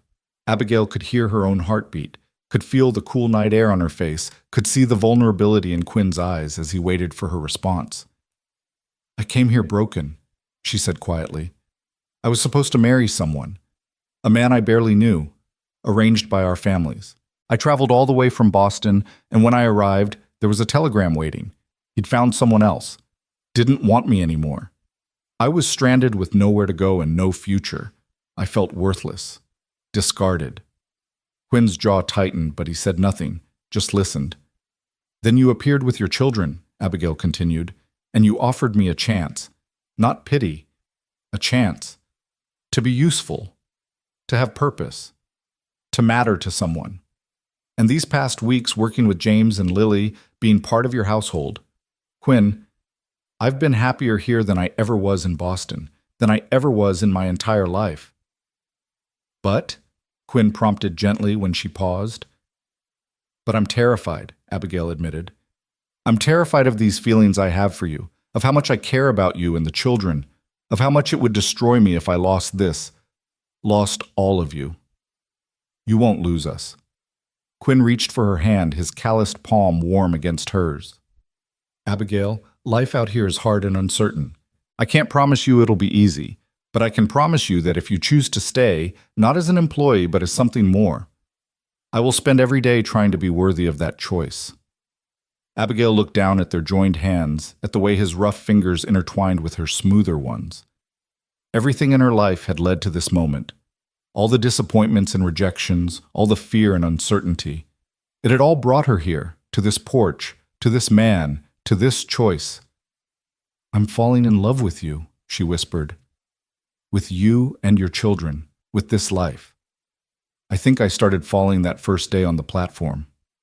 Quinn made a sound low in his throat, relief and joy and something deeper, and lifted her hand to his lips. "Thank God," he breathed against her knuckles. "Thank God." They sat there in the starlight, hands clasped, the enormity of what they had just admitted settling over them like a blessing. Abigail felt tears sliding down her cheeks. Not tears of sadness, but of overwhelming gratitude. She had come west expecting to marry a stranger. Instead, she had found a home, a family, and a love she had never imagined possible. "What happens now?" she asked. Quinn smiled, that rare, full smile that transformed his face. "Now? Now we take it day by day. We court properly. Mrs. Hodgson will insist on that. We give the children time to adjust to the idea. We build something real and lasting, not rushed or forced." He paused, his thumb stroking the back of her hand. "And when the time is right, when you're ready and sure, I'm going to ask you to be my wife. Not out of convenience or necessity, but because I love you and want to spend the rest of my life with you." "The time is right now," Abigail said, surprising herself with her certainty. "I'm sure now. I've been alone and adrift for so long, Quinn. I don't want to waste another moment being afraid of happiness." Quinn cupped her face with his free hand, his touch infinitely gentle. "You're sure?" "I'm sure." He leaned in slowly, giving her time to pull away, but Abigail didn't want to pull away. She wanted this, wanted him. Their lips met in a kiss that was soft and sweet and full of promise. It wasn't her first kiss, but it felt like the first one that truly mattered, the first one that was given freely rather than expected by propriety. When they finally drew apart, both breathing a little unsteadily, Quinn rested his forehead against hers. "Marry me," he whispered, "not in 6 months or a year. Marry me this autumn, when the leaves turn gold and the air is crisp. Marry me and be a mother to my children and a partner in my life." "Yes," Abigail said, and laughed through her tears. "Yes, I'll marry you." They stayed on the porch until the stars began to fade and the eastern sky lightened toward dawn, talking about everything and nothing, making plans and sharing dreams. And when the first birds began to sing and the world started to wake, Quinn walked Abigail to her door and kissed her once more before they parted. Abigail climbed into her bed as the sun rose, but sleep was impossible. She lay there watching the light strengthen, thinking about how much her life had changed in just 6 weeks. She had come west as a rejected bride with no hope and no future. Now she was going to marry a man she loved, become a mother to 2 beautiful children, build a life in this wild and wonderful place. The wedding dress in her trunk, that symbol of her old dreams and old disappointments, no longer held any power over her. She would burn it, or remake it, or simply pack it away. It didn't matter. That life, those expectations, that woman who had stepped off the train in Cheyenne, she was gone. In her place was someone new, someone stronger and braver and infinitely more alive, someone who had found home in the last place she expected to look. The morning after Quinn's proposal found Abigail standing in the kitchen with Mrs. Hodgson, who had taken one look at her face and immediately sat her down with a cup of strong tea and a knowing smile. "He asked you then," Mrs. Hodgson said. It wasn't a question. Abigail felt heat rise in her cheeks. "How did you know?" "Child, I've got eyes in my head.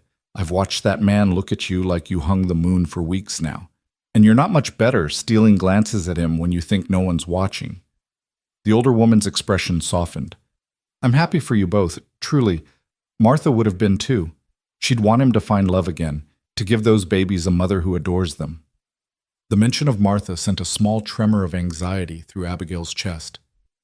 "Do you think the children will accept me?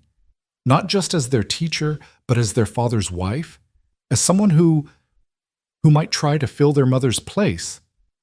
Mrs. Hodgson reached across the table and patted her hand. "You're not filling Martha's place, dear. You're making a new place, all your own. And those children, they already love you. I see it in how Lily runs to you when she's scared, how James saves up his questions all day just to ask you. You've already become essential to them. Making it official will just be putting words to what already is." Before Abigail could respond, the sound of small feet thundering down the stairs announced the twins' arrival.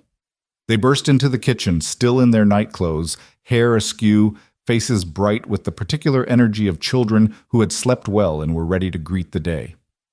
"Is Papa still here?" James asked, climbing into his usual chair. "I want to show him my drawing of George the Frog." "He's in the barn tending to the horses," Mrs. Hodgson said, setting bowls of oatmeal in front of both children. "He'll be in shortly." Lily turned her attention to Abigail, studying her with those unnervingly perceptive blue eyes. "Miss Warren, you look different today. You look sparkly." "Sparkly?" Abigail couldn't help but laugh. "Like how the creek looks when the sun hits it," Lily explained seriously. "All bright and pretty and happy."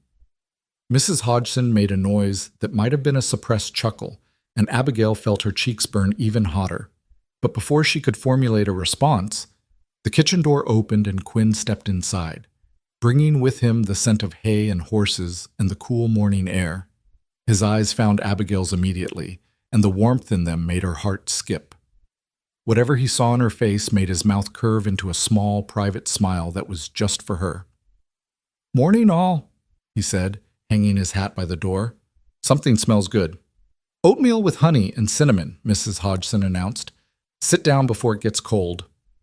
They gathered around the table as they had done every morning for weeks, but everything felt different to Abigail now. Every glance Quinn sent her way carried new meaning. Every accidental brush of hands as they passed dishes felt charged with promise. She was acutely aware of the children watching them, of Mrs. Hodgson's knowing eyes, of the secret that sat between her and Quinn like a living thing. "Papa," James said through a mouthful of oatmeal, "can Miss Warren come with us to town next week, when we go for supplies?" Quinn glanced at Abigail. "Would you like to?" "Very much," Abigail said. "I've barely seen Cheyenne since the day I arrived." Since the day everything changed, she thought, but didn't say. Then it settled. Quinn's knee bumped against hers under the table, a gentle touch that sent warmth flooding through her. "We'll make a day of it. Maybe stop at the hotel for lunch." "Can we have pie?" Lily asked hopefully. "We'll see." After breakfast, as Mrs. Hodgson began clearing dishes and the children ran off to get dressed, Quinn caught Abigail's hand and drew her aside into the small parlor. "I couldn't sleep last night," he said quietly, his thumb tracing circles on her palm. "Kept thinking maybe I dreamed the whole thing. You saying yes. Us planning a future together." "I couldn't sleep either," Abigail admitted. "I kept waiting to wake up and find myself back in Boston, or on that train platform, or anywhere but here, having this impossible, wonderful thing actually be real." Quinn lifted her hand to his lips, pressing a kiss to her knuckles. "It's real. And I want to tell the children today. If you're ready." Abigail's stomach fluttered with nerves. "What if they're not happy about it? What if they feel like I'm trying to replace their mother?" "They won't feel that way," Quinn said with quiet certainty. "But if they need time to adjust, we'll give them time. There's no rush. We can take this as slow as they need." "But you said autumn," Abigail reminded him. "That's only 2 months away." "Then we'll wait longer if we need to." "Abigail, I've already found you. I can wait as long as it takes to make this right for everyone." He cupped her face gently. "The children come first. Always." It was one of the things she loved about him, this absolute devotion to James and Lily, this willingness to put their needs above his own wants. Any lingering doubts Abigail had about accepting his proposal evaporated in the face of that selfless love. "Let's tell them now," she said. Together. They found the twins in the schoolroom, where James was arranging his slate and chalk, while Lily attempted to braid her doll's yarn hair. Both children looked up when their father and Abigail entered, and something in their expressions must have signaled that this wasn't a normal visit. "Are we in trouble?" James asked cautiously. "No, son." Quinn settled himself on one of the small chairs, looking comically large in the child-sized furniture.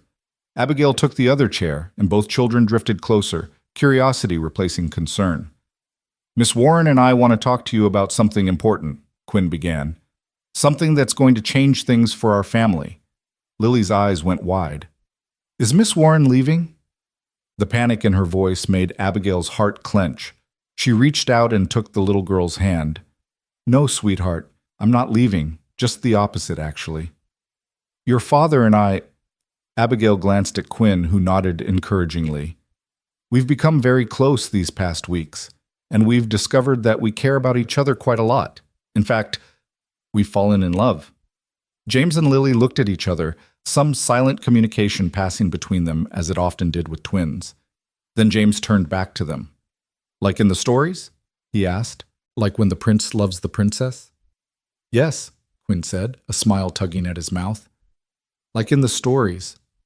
And because we love each other, and because I love you two more than anything in this world, I've asked Miss Warren to marry me, to become my wife and your—" He paused, choosing his words carefully. "To become part of our family in a more permanent way." "You'd be our new mama?" Lily asked, her voice very small. This was the moment Abigail had been dreading. She slid off her chair and knelt on the floor, so she was eye level with both children. "I would never try to replace your mama," she said gently. "Your mama loved you so much, and she'll always be your mama. Nothing can change that. But if you'll let me, I'd like to be another person who loves you and takes care of you, someone who will always be here for you. Does that sound all right?" Lily was quiet for a long moment, her small face serious and thoughtful in a way that was heartbreaking in one so young. Then she said, "When Mama died, I was scared all the time. The house felt too quiet and Papa was sad and everything was wrong. But then you came and it got better. You read to us and taught us things, and you hugged me when I had nightmares. You made it not hurt so much." Tears pricked at Abigail's eyes. "Oh, sweetheart. So if you marry Papa and stay forever, then it won't ever hurt that bad again, right?" Lily's voice wavered. "You won't go away like Mama did?" Quinn made a sound low in his throat and pulled Lily into his arms. "Baby girl, Miss Warren isn't sick. She's going to be here for a very, very long time." "Forever?" Lily asked, her face pressed against her father's chest. Abigail touched her soft red gold hair. "Forever," she promised. "I'm not going anywhere." James had been quiet through all of this, his face scrunched up in the expression he wore when he was thinking hard. Finally, he looked at his father. "Papa, if you marry Miss Warren, will you be happy again, like you were before Mama died?" The question hung in the air, heavy with meaning. Quinn's eyes were suspiciously bright as he looked at his son. "Yes," he said, his voice rough. "I think I will be. She makes me happy, James, and I hope I make her happy too." "You do," Abigail said softly. "Very much." James nodded slowly, seeming to process this. Then he turned to Abigail. "Can I still call you Miss Warren?" "I like calling you Miss Warren." Relief and affection flooded through her. "You can call me whatever feels right to you. Miss Warren, Miss Abigail, or someday, if you want to, you could call me Mama. But there's no rush. We'll figure it out together." "Together," James repeated, trying out the word. Then, with the resilience of childhood, he brightened. "Does this mean we get to have a wedding? With cake?" Quinn laughed, the sound rich and warm. "Yes, there will definitely be cake." "Can I wear a fancy dress?" Lily asked, perking up. "The fanciest dress we can find," Abigail promised. Just like that, the tension broke. The children began pelting them with questions about the wedding, about where they would live after getting married, about whether Abigail would still teach them lessons, about a dozen other things that mattered intensely in the moment. Quinn and Abigail answered each question patiently, watching the children's excitement build, seeing them begin to embrace this new reality. It wasn't until much later, after lessons were done and the children were playing outside under Mrs. Hodgson's watchful eye, that Abigail allowed herself to feel the full weight of what had just happened. She stood at the parlor window watching James and Lily chase each other through the meadow grass and felt Quinn's presence behind her before his arms came around her waist. "That went better than I dared hope," he murmured against her hair. Abigail leaned back against his solid warmth. "They're remarkable children. You've raised them well." "We'll raise them well," Quinn corrected. "Together." Together. That word again, so simple and yet so full of promise. Abigail turned in his arms and looked up at him, at this man who had appeared in her life when she needed him most, who had offered her not just employment but purpose, not just shelter, but home. "I love you," she said, the words coming easily now that she'd said them once. "I don't think I've ever really understood what that meant before, but I do now. I love you, Quinn Mackenzie." His kiss was slow and deep and full of promises about their future. When they finally drew apart, both breathing unsteadily, Quinn rested his forehead against hers. 2 months until autumn," he said. "Think that's enough time to plan a wedding?" "We'll make it enough time," Abigail replied. The weeks that followed were a blur of activity and emotion. News of their engagement spread through the small ranching community with the speed of wildfire, and Abigail found herself the subject of intense curiosity from neighbors she'd never met. Some came by ostensibly to welcome her, though she suspected they really just wanted to get a look at the mysterious Eastern woman who had captured Quinn Mackenzie's heart. Others brought gifts, preserves, and quilts, and offers to help with wedding preparations. Mrs. Hodgson took charge of the practical matters with efficient enthusiasm, making lists and consulting with Abigail about everything from flowers to food to where exactly the ceremony should take place. It was decided that they would marry at the ranch, outdoors if weather permitted, with Reverend Walsh from Cheyenne presiding and the whole community invited. "It's not Boston society," Mrs. Hodgson said one afternoon as they sat together working on Abigail's wedding dress, a simple but elegant creation in cream silk that Mrs. Hodgson was helping her sew. "Folks out here don't stand on ceremony the way they do back east, but they're good people, and they'll want to celebrate with you proper."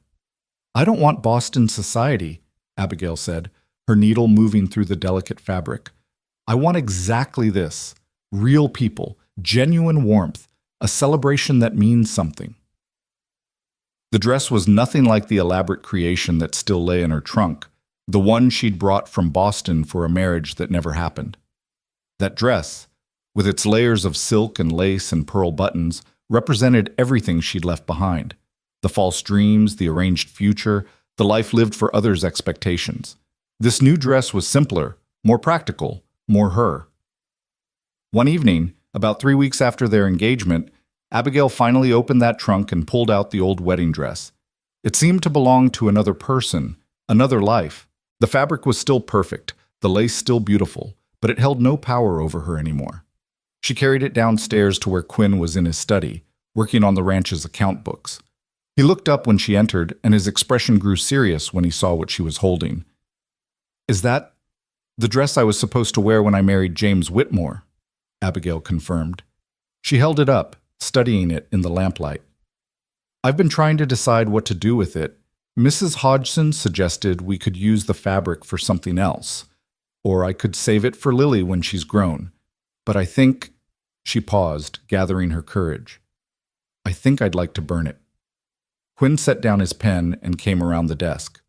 "Are you sure?" "I'm sure. It represents everything I was running from, everything that made me feel small and worthless and trapped. I don't want any part of that old life in our new one." Abigail met his eyes. "I want to let it go completely, start fresh." Understanding dawned in Quinn's face. "Then let's burn it. Together." They went outside into the cool evening, the dress bundled in Abigail's arms. Quinn built a fire in the stone circle they sometimes used for outdoor cooking, and as the flames grew strong, Abigail stood before them with the dress that had once meant so much and now meant nothing at all. "Any last words?" Quinn asked gently, standing beside her. Abigail thought about James Whitmore, about his cold telegram and colder heart. She thought about the girl she'd been on that train platform, desperate and alone and convinced her life was over. Then she thought about who she was now, loved, valued, part of something real and lasting. "Thank you," she said to the dress, to James Whitmore, to that whole abandoned future. "Thank you for not working out.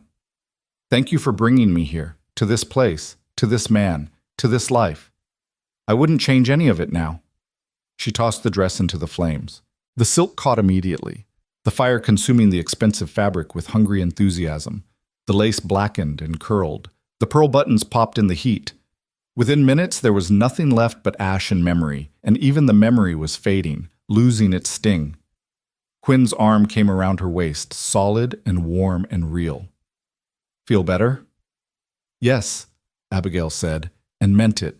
"I feel free." They stood together watching the fire burn down, and when the last ember died, they went back inside hand in hand. The past was truly past now. Only the future remained. As autumn approached, the character of the ranch changed. The summer heat gave way to crisp mornings and cool evenings. The grassland turned gold, and the cottonwood trees along the creek burst into brilliant yellow. The sky seemed bigger somehow, bluer, as if the whole world was putting on its finest clothes for the coming celebration. The children threw themselves into wedding preparations with enthusiasm. Lily insisted on making decorations, filling the house with chains of paper flowers and drawings of brides and grooms. James took his role as ring bearer with deadly seriousness, practicing his walk up the makeshift aisle dozens of times until he had it perfect. One afternoon, about a week before the wedding, Abigail was in the children's room helping Lily choose which ribbons to wear in her hair for the ceremony when she heard crying from across the hall. She found James sitting on his bed, tears streaming down his face, clutching a small framed photograph. "James?" Sweetheart, what's wrong? He looked up at her with heartbroken eyes.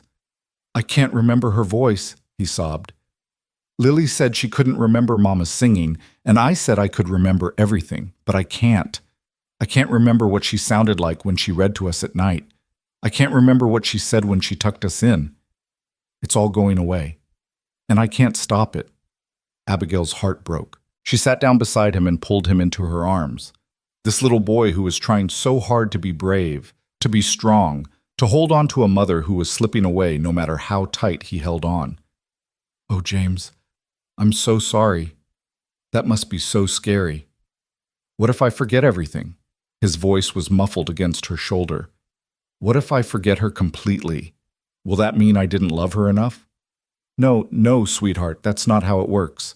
Abigail held him tighter, searching for the right words. Memories fade sometimes. That's natural and normal and doesn't mean anything about how much you loved her. But you know what doesn't fade?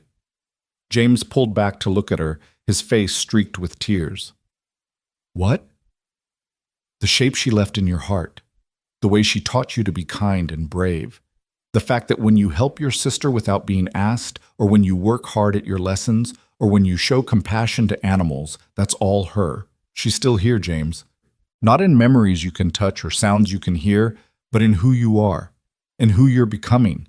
Do you understand? James thought about this, his young face serious. So even if I can't remember her voice, she's still with me? Always. In everything good about you, she's there. Abigail wiped the tears from his cheeks. And James? It's okay to let new memories crowd out some of the old ones. It doesn't mean you loved her less. It means you're living and growing and letting your heart make room for new people to love. That's what she would want. Do you think she'd like you? James asked suddenly. If she could meet you. The question caught Abigail off guard. She thought about Martha Mackenzie, who she knew only through stories and the mark she'd left on this household. A woman who had loved music and laughter, who had kept a beautiful garden, who had raised these two wonderful children for 5 short years before fever took her away. I hope she would, Abigail said honestly. I hope she'd know that I love her children with everything I have, that I would never try to erase her or make them forget her, that I'll spend the rest of my life trying to be worthy of the gift she left behind. James was quiet for a moment. Then he wrapped his arms around her neck in a fierce hug. I'm glad Papa found you, he whispered. I'm glad you're going to be our mama too. Abigail's eyes filled with tears. I'm glad too, sweetheart. So very glad. That night, after the children were asleep, Abigail told Quinn about her conversation with James. They were on the porch swing again, their favorite place for these quiet talks, wrapped in blankets against the autumn chill.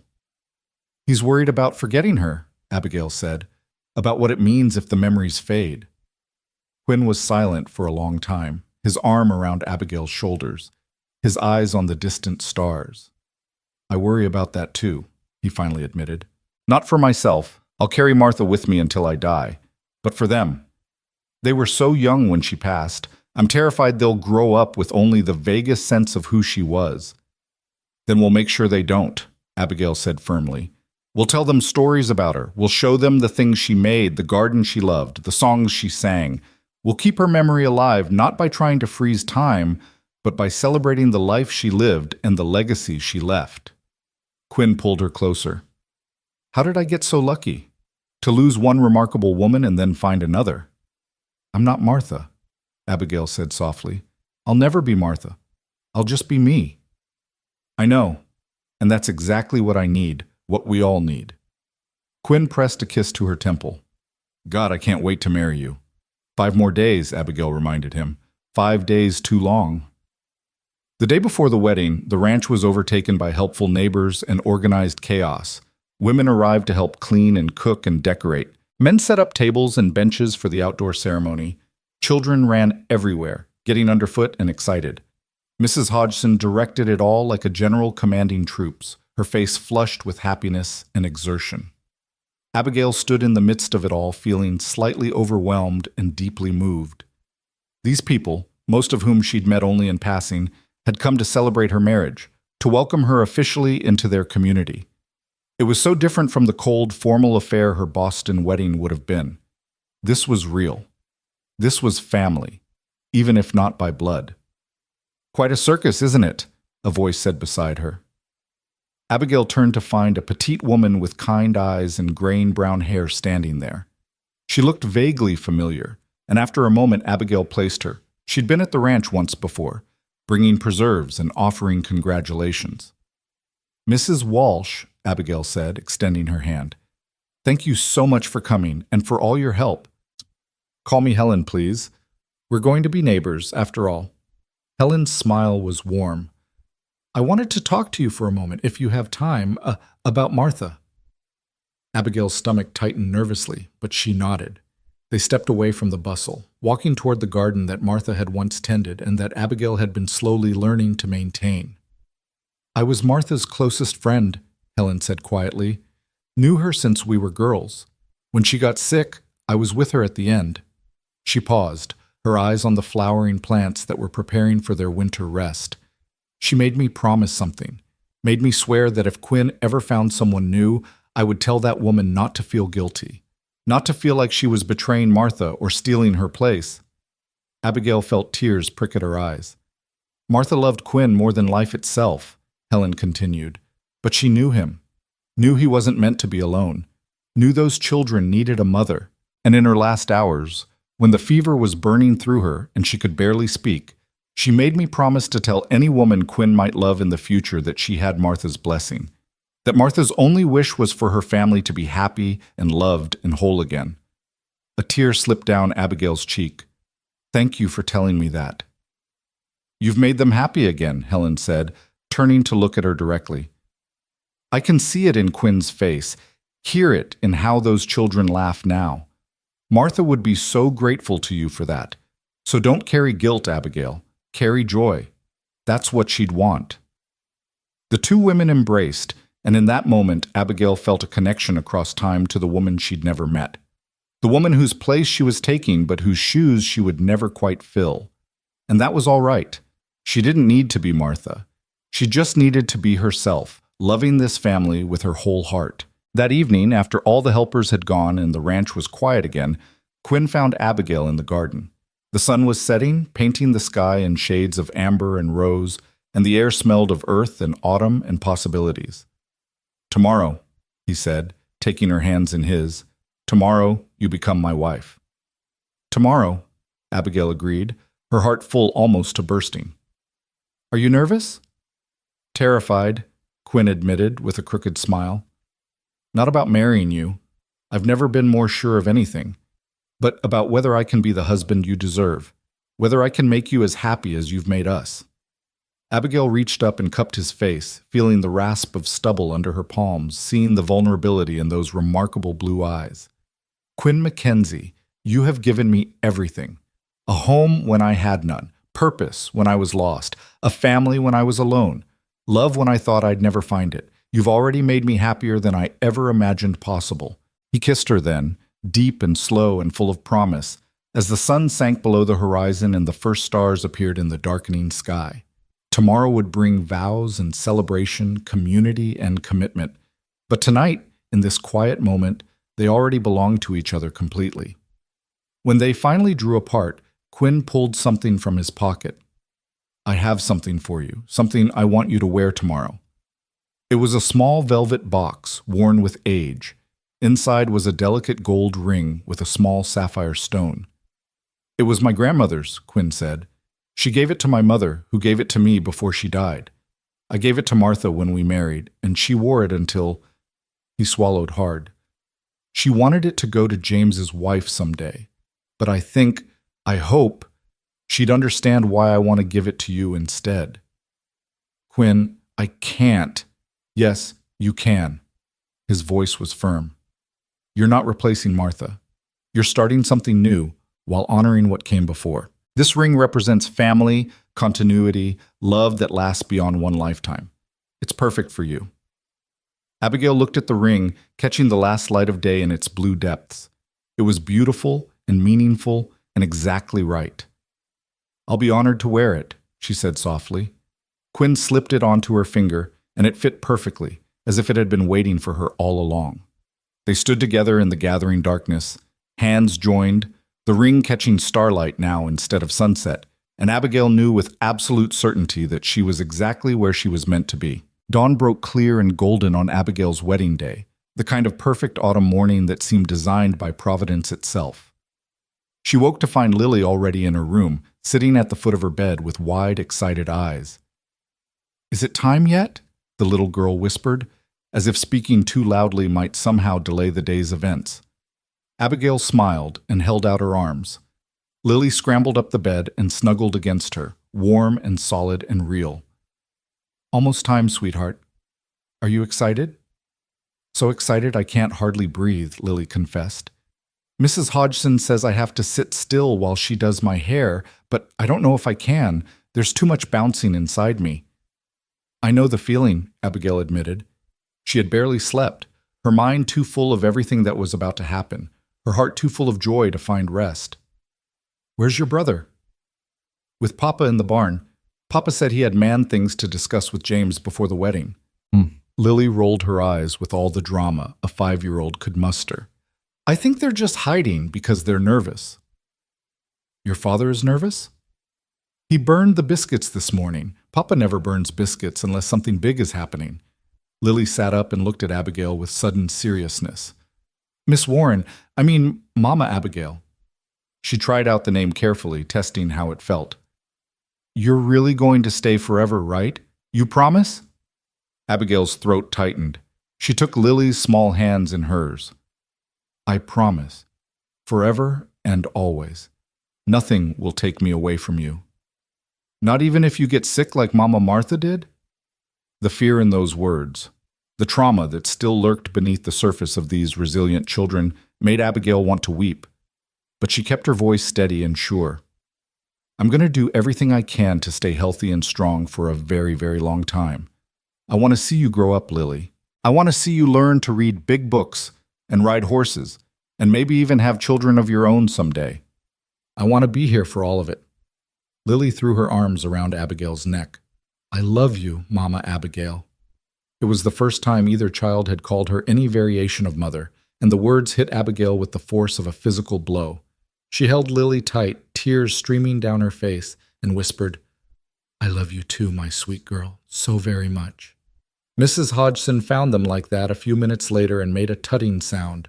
Now, none of that crying before we've even started on your face. Save the tears for the ceremony." But her own eyes were suspiciously bright as she shooed Lily out of the room. "Go on, child. Your breakfast is getting cold, and we've got a mountain of work ahead of us." The morning passed in a flurry of activity. Mrs. Nutt, Hodgson, and Helen Walsh descended on Abigail with the focused intensity of women on a mission, helping her bathe and dress, arranging her dark hair in an elegant style that was simpler than Boston fashion but suited her far better.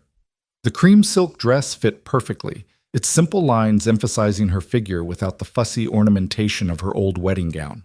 Around her neck she wore a delicate gold locket that had been her mother's, and on her finger Quinn's grandmother's sapphire ring caught the light. "Oh, my dear," Helen breathed when Abigail was finally ready. "You look absolutely beautiful." Abigail studied herself in the mirror and barely recognized the woman looking back. She had changed so much in the 3 months since arriving in Wyoming. Her face had filled out slightly, losing the gaunt look of stress and unhappiness. Her eyes were brighter, her posture more confident. She looked like a woman who knew her worth, who had found her place in the world. She looked like someone worthy of love. "I wish my mother could see this," Abigail said softly. Before leaving Boston, she had written to her mother explaining everything, the failed engagement, the new position, and eventually Quinn's proposal. Her mother's response had been cautiously supportive, tinged with worry about Abigail's impulsive decisions, but ultimately blessing her choice. There hadn't been time or money for her mother to make the journey west, but Abigail felt her presence anyway, a warmth in her heart that spoke of approval and love.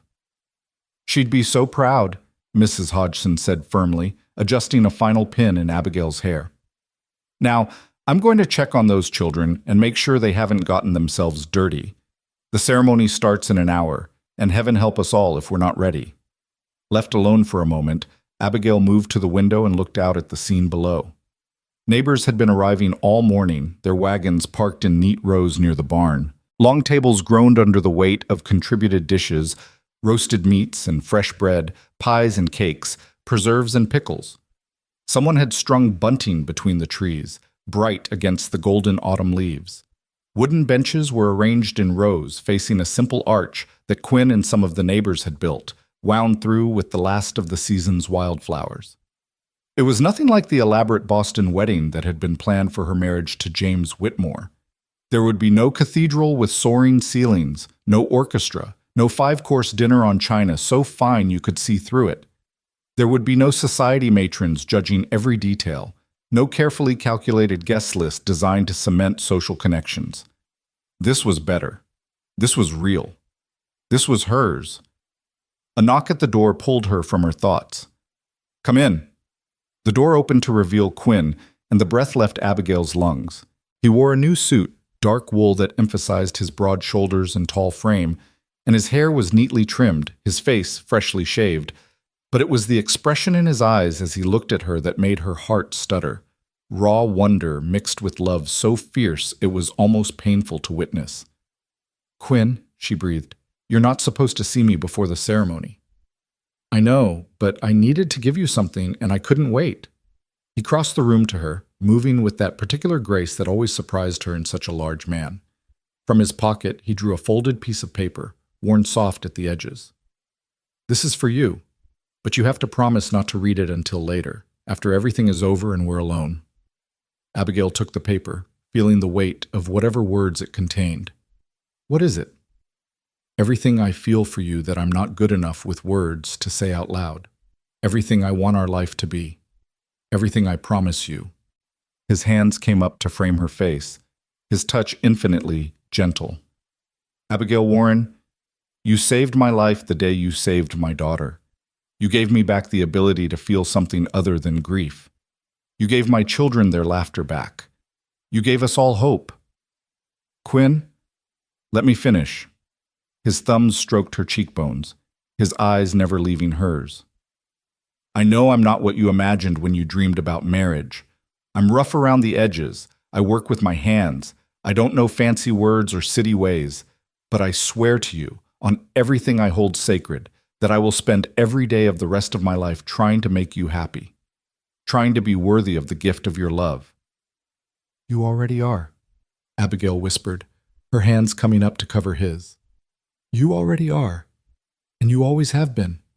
I didn't imagine you, Quinn Mackenzie, because I didn't know enough to imagine someone this good, this real, this right for me." He kissed her then, soft and sweet and full of promise, and Abigail tasted salt and realized they were both crying. When they finally drew apart, Quinn rested his forehead against hers. "1 hour," he said. "1 hour, and you'll be my wife." "I'm already yours," Abigail replied. "The ceremony is just making it official."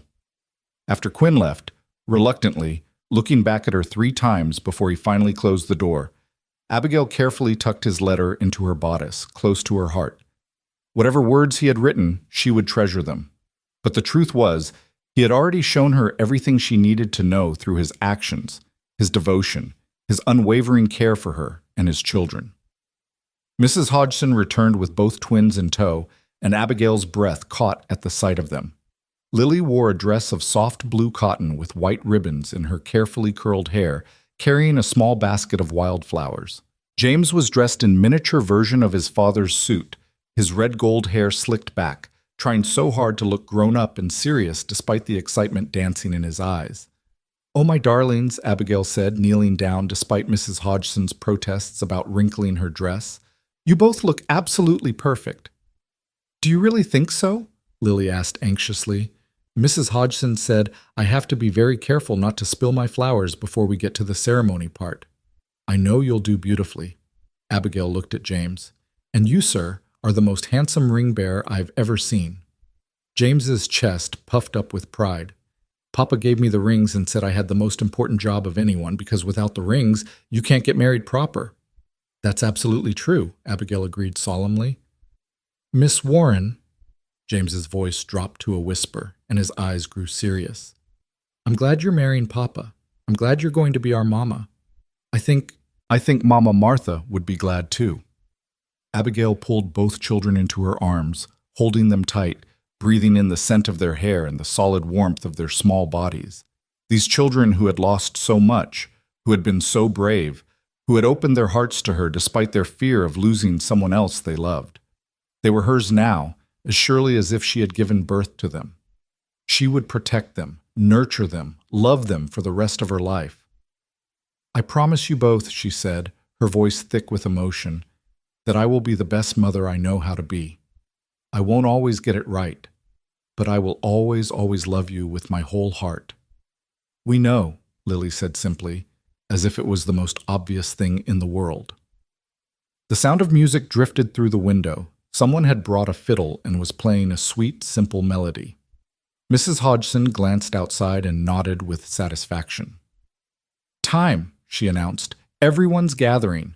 James, Lily, you need to get into position. Miss Warren, are you ready?" Was she ready?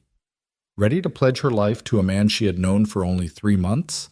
Ready to become a mother to children who weren't hers by birth? Ready to fully commit to this wild, beautiful, challenging frontier life that was nothing like what she had been raised for?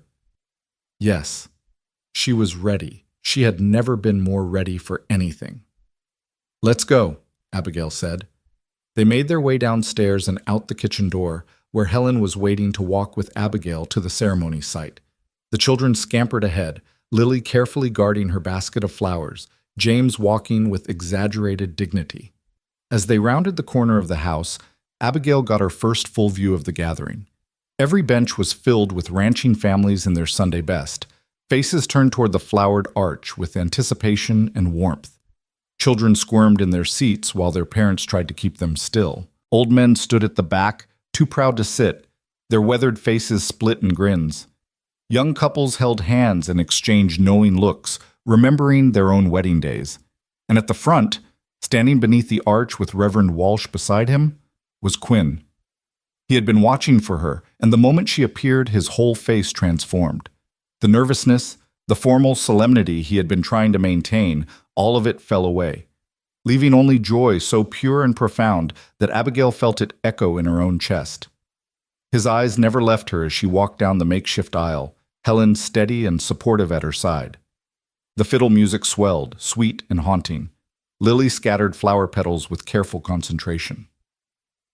James marched ahead of Abigail with the rings clutched in both hands, as if they were the crown jewels themselves. Abigail was peripherally aware of smiling faces, of whispered comments about how beautiful she looked, of Mrs. Hodgson dabbing at her eyes with her apron. But her focus was entirely on Quinn, on the man waiting for her under an arch of autumn flowers, ready to pledge his life to hers. When she reached him, Helen squeezed her hand once and stepped back. Quinn reached for Abigail's hands, his grip warm and strong and slightly trembling. They stood facing each other, and Abigail saw her own wonder reflected in his eyes. This was happening. This was real. Reverend Walsh cleared his throat and smiled at the gathered crowd. "Friends, family, neighbors, we are gathered here on this beautiful autumn day to witness the joining of Quinn Mackenzie and Abigail Warren in holy matrimony. This is a joyous occasion, a celebration not just of romantic love, but of family, community, and the courage it takes to open your heart after loss and build something new." He spoke about love and commitment, about the sacred trust of marriage, about the particular blessings and challenges of joining a family already in progress. His words were simple but profound, clearly spoken from genuine care for Quinn and his children. Abigail listened, but mostly she was focused on Quinn's hands holding hers, on his eyes that never wavered from her face, on the children standing beside them as witnesses to this new beginning. "Quinn," Reverend Walsh said, "do you take this woman to be your lawfully wedded wife, to have and to hold from this day forward, for better or worse, for richer or poorer, in sickness and in health, to love and to cherish until death do you part?" "I do." Quinn's voice was strong and sure, carrying across the assembled crowd. "With my whole heart, I do." And Abigail, do you take this man to be your lawfully wedded husband, to have and to hold from this day forward, for better or worse, for richer or poorer, in sickness and in health, to love and to cherish until death do you part? Abigail thought about the journey that had brought her here, about the telegram that had shattered her old life, about standing alone and lost on a train platform. She thought about Quinn appearing with his frightened children, about his impossible offer, about the leap of faith she had taken. She thought about everything that had followed, the hard work and the laughter, the quiet moments and the grand revelations, the slow building of trust and love. "I do," she said clearly. "With everything I am, I do." James stepped forward with the rings, his face solemn with responsibility. Quinn took one ring and slipped it onto Abigail's finger beside his grandmother's sapphire, a simple gold band that felt like the most precious thing she had ever worn. "With this ring I thee wed," Quinn said, his voice rough with emotion. "My life, my home, my heart, all of it is yours, Abigail, today and always." Abigail took the second ring, a matching gold band that they had chosen together in Cheyenne, and slid it onto Quinn's calloused finger. It looked right there, this symbol of promises made and kept. "With this ring I thee wed," she repeated. "I choose you, Quinn Mackenzie. I choose this life, this family, this love, today and every day after." "Then by the power vested in me," Reverend Walsh said, his face creased in a broad smile, "I now pronounce you husband and wife. Quinn, you may kiss your bride." Quinn's hands came up to frame Abigail's face with infinite tenderness. "Hello, Mrs. Mackenzie," he whispered. "Hello, husband," she whispered back. Their kiss was sweet and chaste, appropriate for the public setting, but it carried all the weight of the vows they had just exchanged. When they drew apart and turned to face their friends and neighbors, the crowd erupted in cheers and applause. Lily grabbed Abigail's hand on one side, while James took Quinn's on the other, and together, as a family, officially and completely, they walked back down the aisle. The celebration that followed was everything Abigail had never known she wanted. There was no formal receiving line, no stiff protocol. Instead, neighbors swarmed them with hugs and congratulations. Children ran wild with joy, and someone struck up a lively tune on the fiddle that had people dancing before the meal was even served.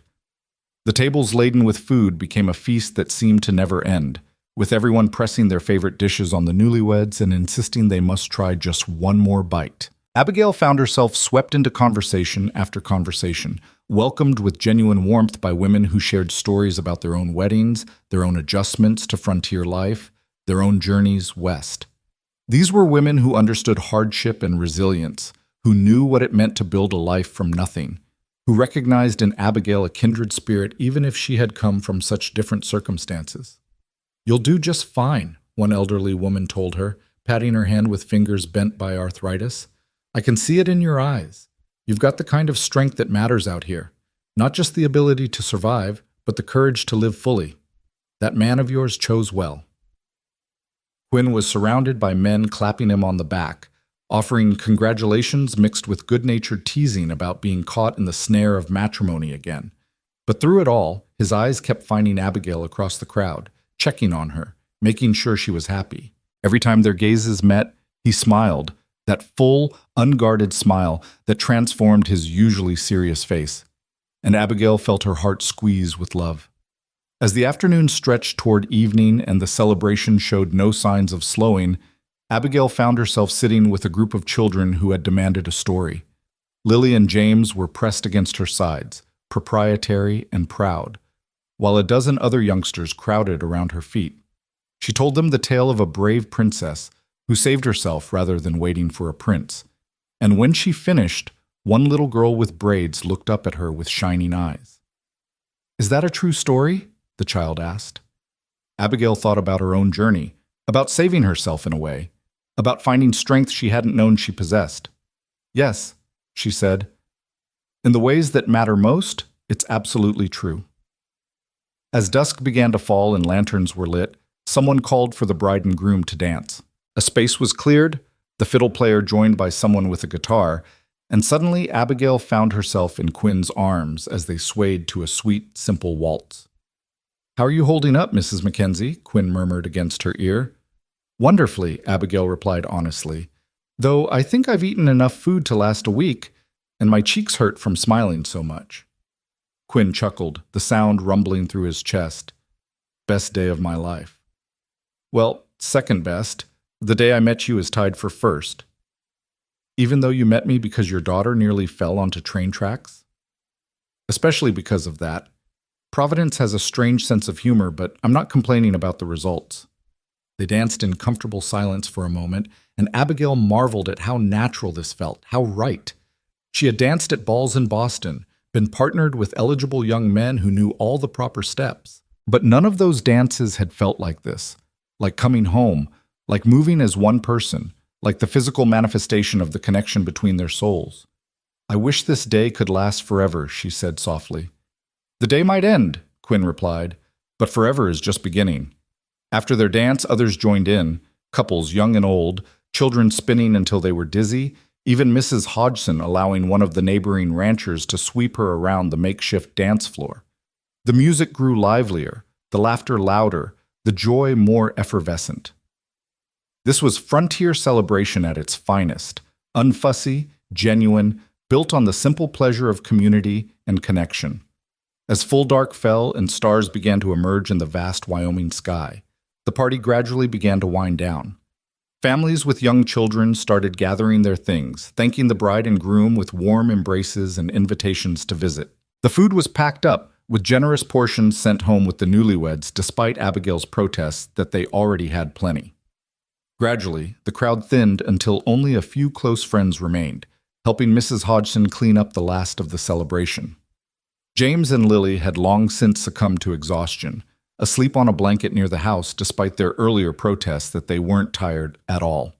Quinn scooped them both up with practiced ease, carrying them inside while Abigail followed, her heart full at the sight of her new family. They tucked the children into their beds, James barely stirring, Lily mumbling something about cake before settling back into sleep. Abigail smoothed the covers around them, dropped kisses on their foreheads, and felt the rightness of it all settle into her bones. These were her children now. This was her life. In the hallway, Quinn caught her hand and drew her toward their room, the room that had been his alone but was now theirs together. Abigail's heart quickened with a mixture of nervousness and anticipation. They had been proper in their courtship, never alone together for long, always mindful of appearances. Tonight would be different. Tonight they were husband and wife, with all that entailed. The room had been transformed. Someone, probably Mrs. Hodgson, had brought in fresh flowers, changed the linens to crisp white sheets, left a lamp burning low on the bedside table. It was simple but thoughtful, a blessing on this first night of their marriage. Quinn closed the door softly behind them and turned to Abigail. For a moment they just looked at each other, taking in the magnitude of the day, the enormity of the commitment they had made. I have something for you, Abigail said, moving to the small trunk that had been brought to this room earlier. From it, she drew a carefully wrapped package. I made it for you. It's not much, but Abigail, you didn't have to give me anything. You've already given me everything. Just open it, she said with a smile. Quinn unwrapped the package carefully and drew out a quilt. It was made from scraps of fabric, some from her own dresses, some from the children's clothes, some that had been Martha's that Mrs. Hodgson had quietly provided. Abigail had spent weeks working on it in the evenings after the children went to bed, her stitches careful and even, creating a pattern that was both beautiful and meaningful. It's all of us, Abigail explained as Quinn examined it with wonder. Past and present woven together. Martha's here too. See this fabric? It was from her favorite dress. I wanted to honor what came before while celebrating what is now. We're all part of this family's story. Quinn's eyes were bright with unshed tears as he ran his fingers over the careful stitching. It's perfect, he said hoarsely. You're perfect. God, Abigail, I don't deserve you. Yes, you do, she said firmly, and I deserve you. We deserve this happiness, Quinn. After everything we've both been through, we've earned it. He set the quilt aside carefully and pulled her into his arms, holding her close, his face pressed against her hair. Abigail felt his heart beating against her chest, steady and strong, and knew her own heart was beating in the same rhythm. I love you, Quinn said. I love Martha, and I'll always carry her memory with me. But what I feel for you is its own thing, Abigail, just as powerful, just as real. You're not a replacement or a second choice. You're the answer to prayers I didn't even know to pray. Abigail pulled back enough to look up at him. I love you too, and I need you to know something. I'm not afraid of Martha's memory. I don't feel threatened by what you had with her. How could I? That love gave you James and Lily. It shaped you into the man you are. I'm grateful for it, for her. How did I find you, Ed? Quinn wondered, his thumb tracing the curve of her cheek. How did I get this lucky twice in one lifetime? Maybe, Abigail said softly, we found each other. Maybe we were both looking for home and didn't know it until we met. Their kiss was different from the one they had shared at the ceremony, deeper, more urgent, full of promise and anticipation. When they finally drew apart, both breathing unsteadily, Quinn reached into his own pocket and drew out the letter he had given Abigail that morning. You haven't read it yet, he observed. I was waiting for the right moment. Abigail took the worn paper and carefully unfolded it. The handwriting was neat despite Quinn's claims that he wasn't good with words, each line clearly written with care and intention. My dearest Abigail, I'm writing this on the night before we marry because I need to tell you things. I'm afraid I won't be able to say out loud tomorrow. I'm not a man of fancy words or pretty speeches, but I need you to know what you mean to me, what you've done for me and my children. When Martha died, I thought I died with her in every way that mattered. I kept breathing, kept working, kept caring for the children, but inside I was empty. The world lost all its color. I was just going through motions, counting down days until enough time had passed that I could stop pretending to be alive. Then you appeared on that platform, looking lost and scared and so damn brave, and something in that emptiness stirred. When you saved Lily, when I watched you throw yourself in harm's way without hesitation for a child you didn't even know, I saw strength and goodness and a kind of heroism that has nothing to do with bravery and everything to do with character. These past months watching you with my children have been the greatest gift of my life. You've given them back their laughter, their joy, their ability to trust and hope. You've been patient with their grief and generous with your love. You've never tried to replace Martha, but you've carved out your own place in their hearts, a place that's uniquely yours. And me? Abigail, you've given me back my life. Not the life I had before. That's gone and I've made my peace with it. But a new life, a different life, one I never imagined could be mine. You've given me mornings I look forward to, evenings I cherish, a future I can see and want to reach. I promise you this. I will spend every day trying to be worthy of your love. I will work hard to provide for you and the children. I will listen when you speak, value your opinions, respect your dreams. I will stand beside you in hard times and celebrate with you in good ones. I will love you with everything I have for as long as I live. I will never take you for granted. I will never forget that you chose this life, chose us, when you could have gone anywhere and done anything. That choice is a gift I will treasure every single day. Thank you for saying yes. Thank you for taking a chance on a widower with 2 children and a ranch in the middle of nowhere. Thank you for seeing past what I couldn't offer to what I could. Thank you for loving us. You are, without question, the best thing that ever happened to me. Forever yours, Quinn. By the time Abigail finished reading, tears were streaming down her face. She looked up at Quinn through blurred vision and saw that he was crying too, unashamed of the emotion on his face. You said you weren't good with words, she managed to say. I'm not. I just wrote the truth. Abigail carefully folded the letter and held it against her heart. I'm going to keep this forever. And when I'm old and gray, I'm going to read it and remember this moment, this feeling, this perfect beginning to our life together. You won't need the letter to remember, Quinn said. I'll be right there beside you, old and gray too, still loving you just as much as I do right now. They came together again, and this time when they kissed, there was no hesitation, no holding back. This was their wedding night, the beginning of their physical union as well as their emotional one. Abigail had been nervous about this part, uncertain and inexperienced, but with Quinn's gentle hands and patient love, all her anxiety melted away. This was right. This was beautiful. This was the physical expression of everything they felt for each other. Later, wrapped in each other's arms beneath the quilt Abigail had made, listening to the night sounds of the ranch through the open window, Abigail felt complete in a way she never had before. She had spent so much of her life feeling like she didn't quite fit, like she was always trying to be someone she wasn't, like she was waiting for her real life to begin. Now she knew. This was her real life. This man beside her, These children down the hall, this ranch in the middle of Wyoming territory, this was where she belonged. Not because it was easy or comfortable or what she had been raised to expect, but because it was authentic. It was hers. It was home. "What are you thinking?" Quinn asked sleepily, his fingers tracing lazy patterns on her shoulder. "That I'm happy," Abigail said simply. "Truly, completely happy in a way I didn't know was possible." "Good. That's all I want, to make you happy." "You do. Every day, in 100 small ways, you do." They drifted toward sleep, safe and warm and loved, and outside the Wyoming night stretched on, vast and starlit and full of promise.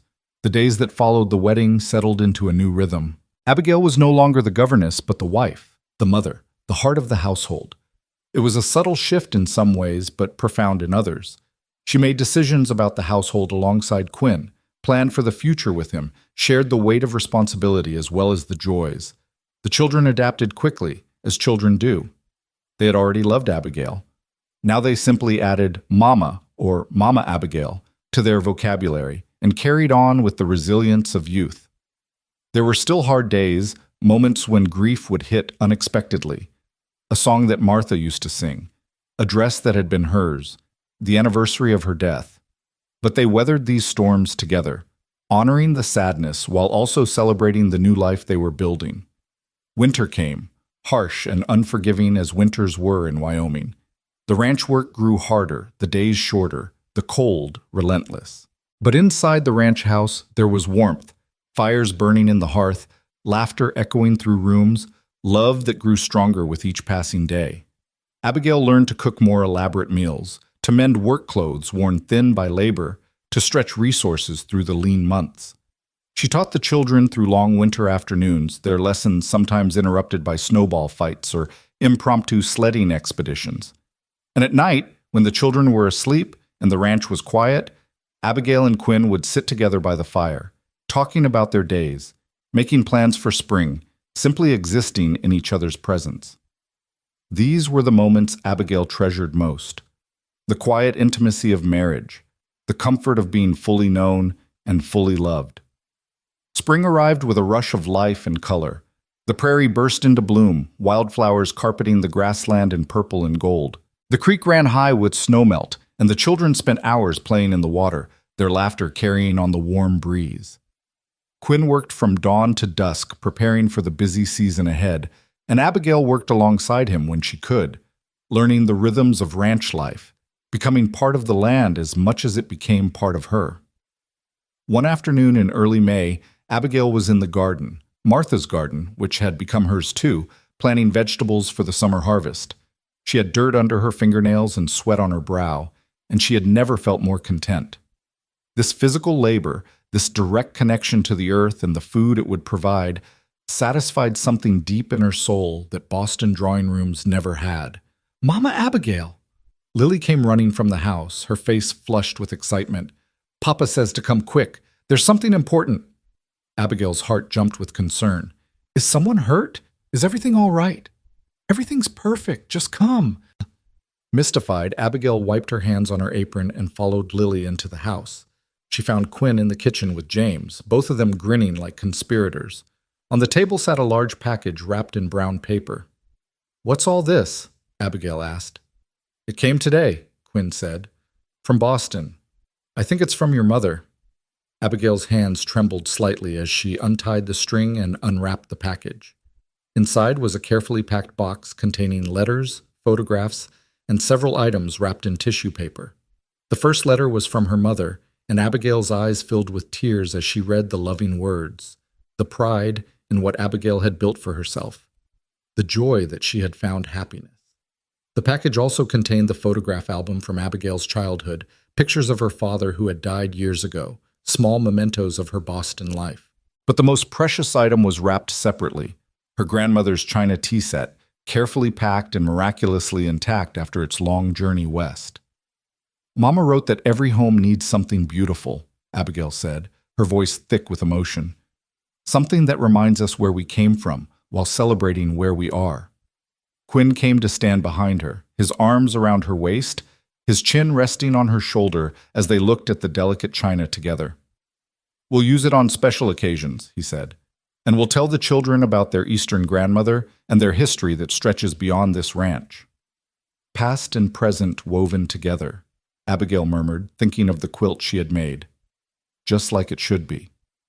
That evening, they used the china tea set for the first time, serving tea and Mrs. Hodgson's best cookies, while Abigail told stories about Boston, about her childhood, about the different world she had come from. The children listened with rapt attention, James asking dozens of questions, Lily declaring that she wanted to visit Boston someday to see where Mama Abigail had lived. "Maybe we will," Quinn said, glancing at Abigail. "Maybe when the children are older, we'll take a trip back east.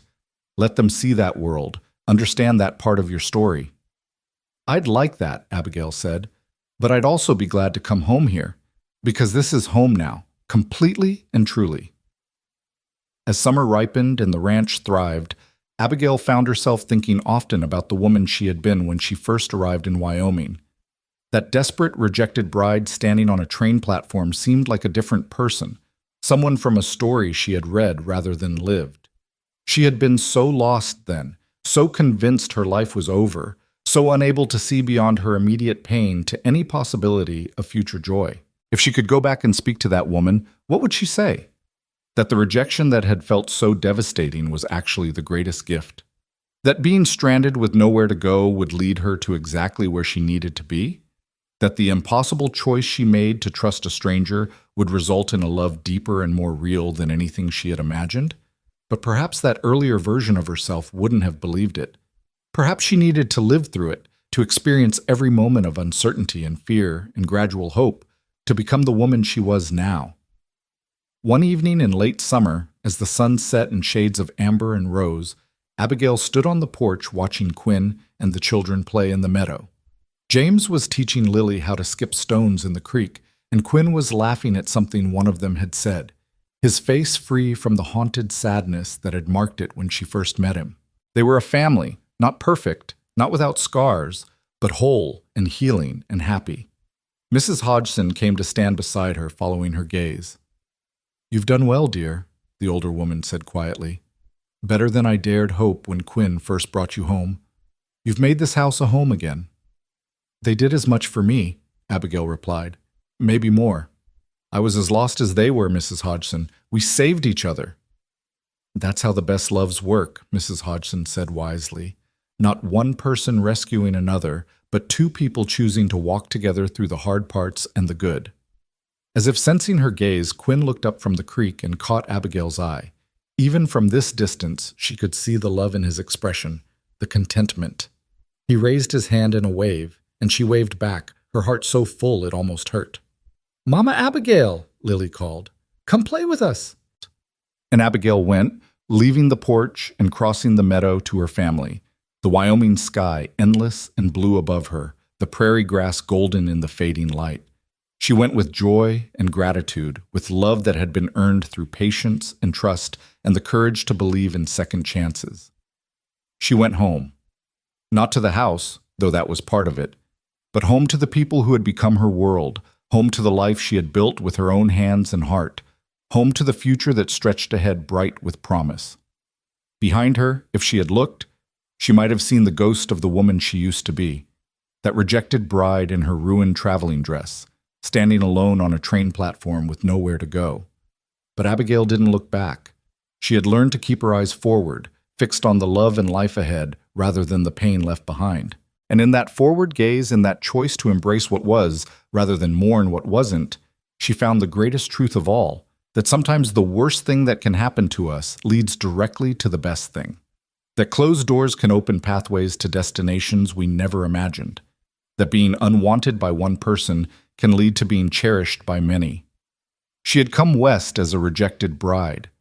She had become a beloved wife, a devoted mother, a woman who knew her own strength and worth. The journey between those two versions of herself had been unexpected and sometimes painful, but she wouldn't change a single step of it. This was her story, not the one written for her by others' expectations, but the one she had written herself through courage and hope and the willingness to trust in the possibility of joy. And it was, she thought as Quinn pulled her into his arms, and the children wrapped themselves around their legs. A very good story indeed. The best story. Her story. Home.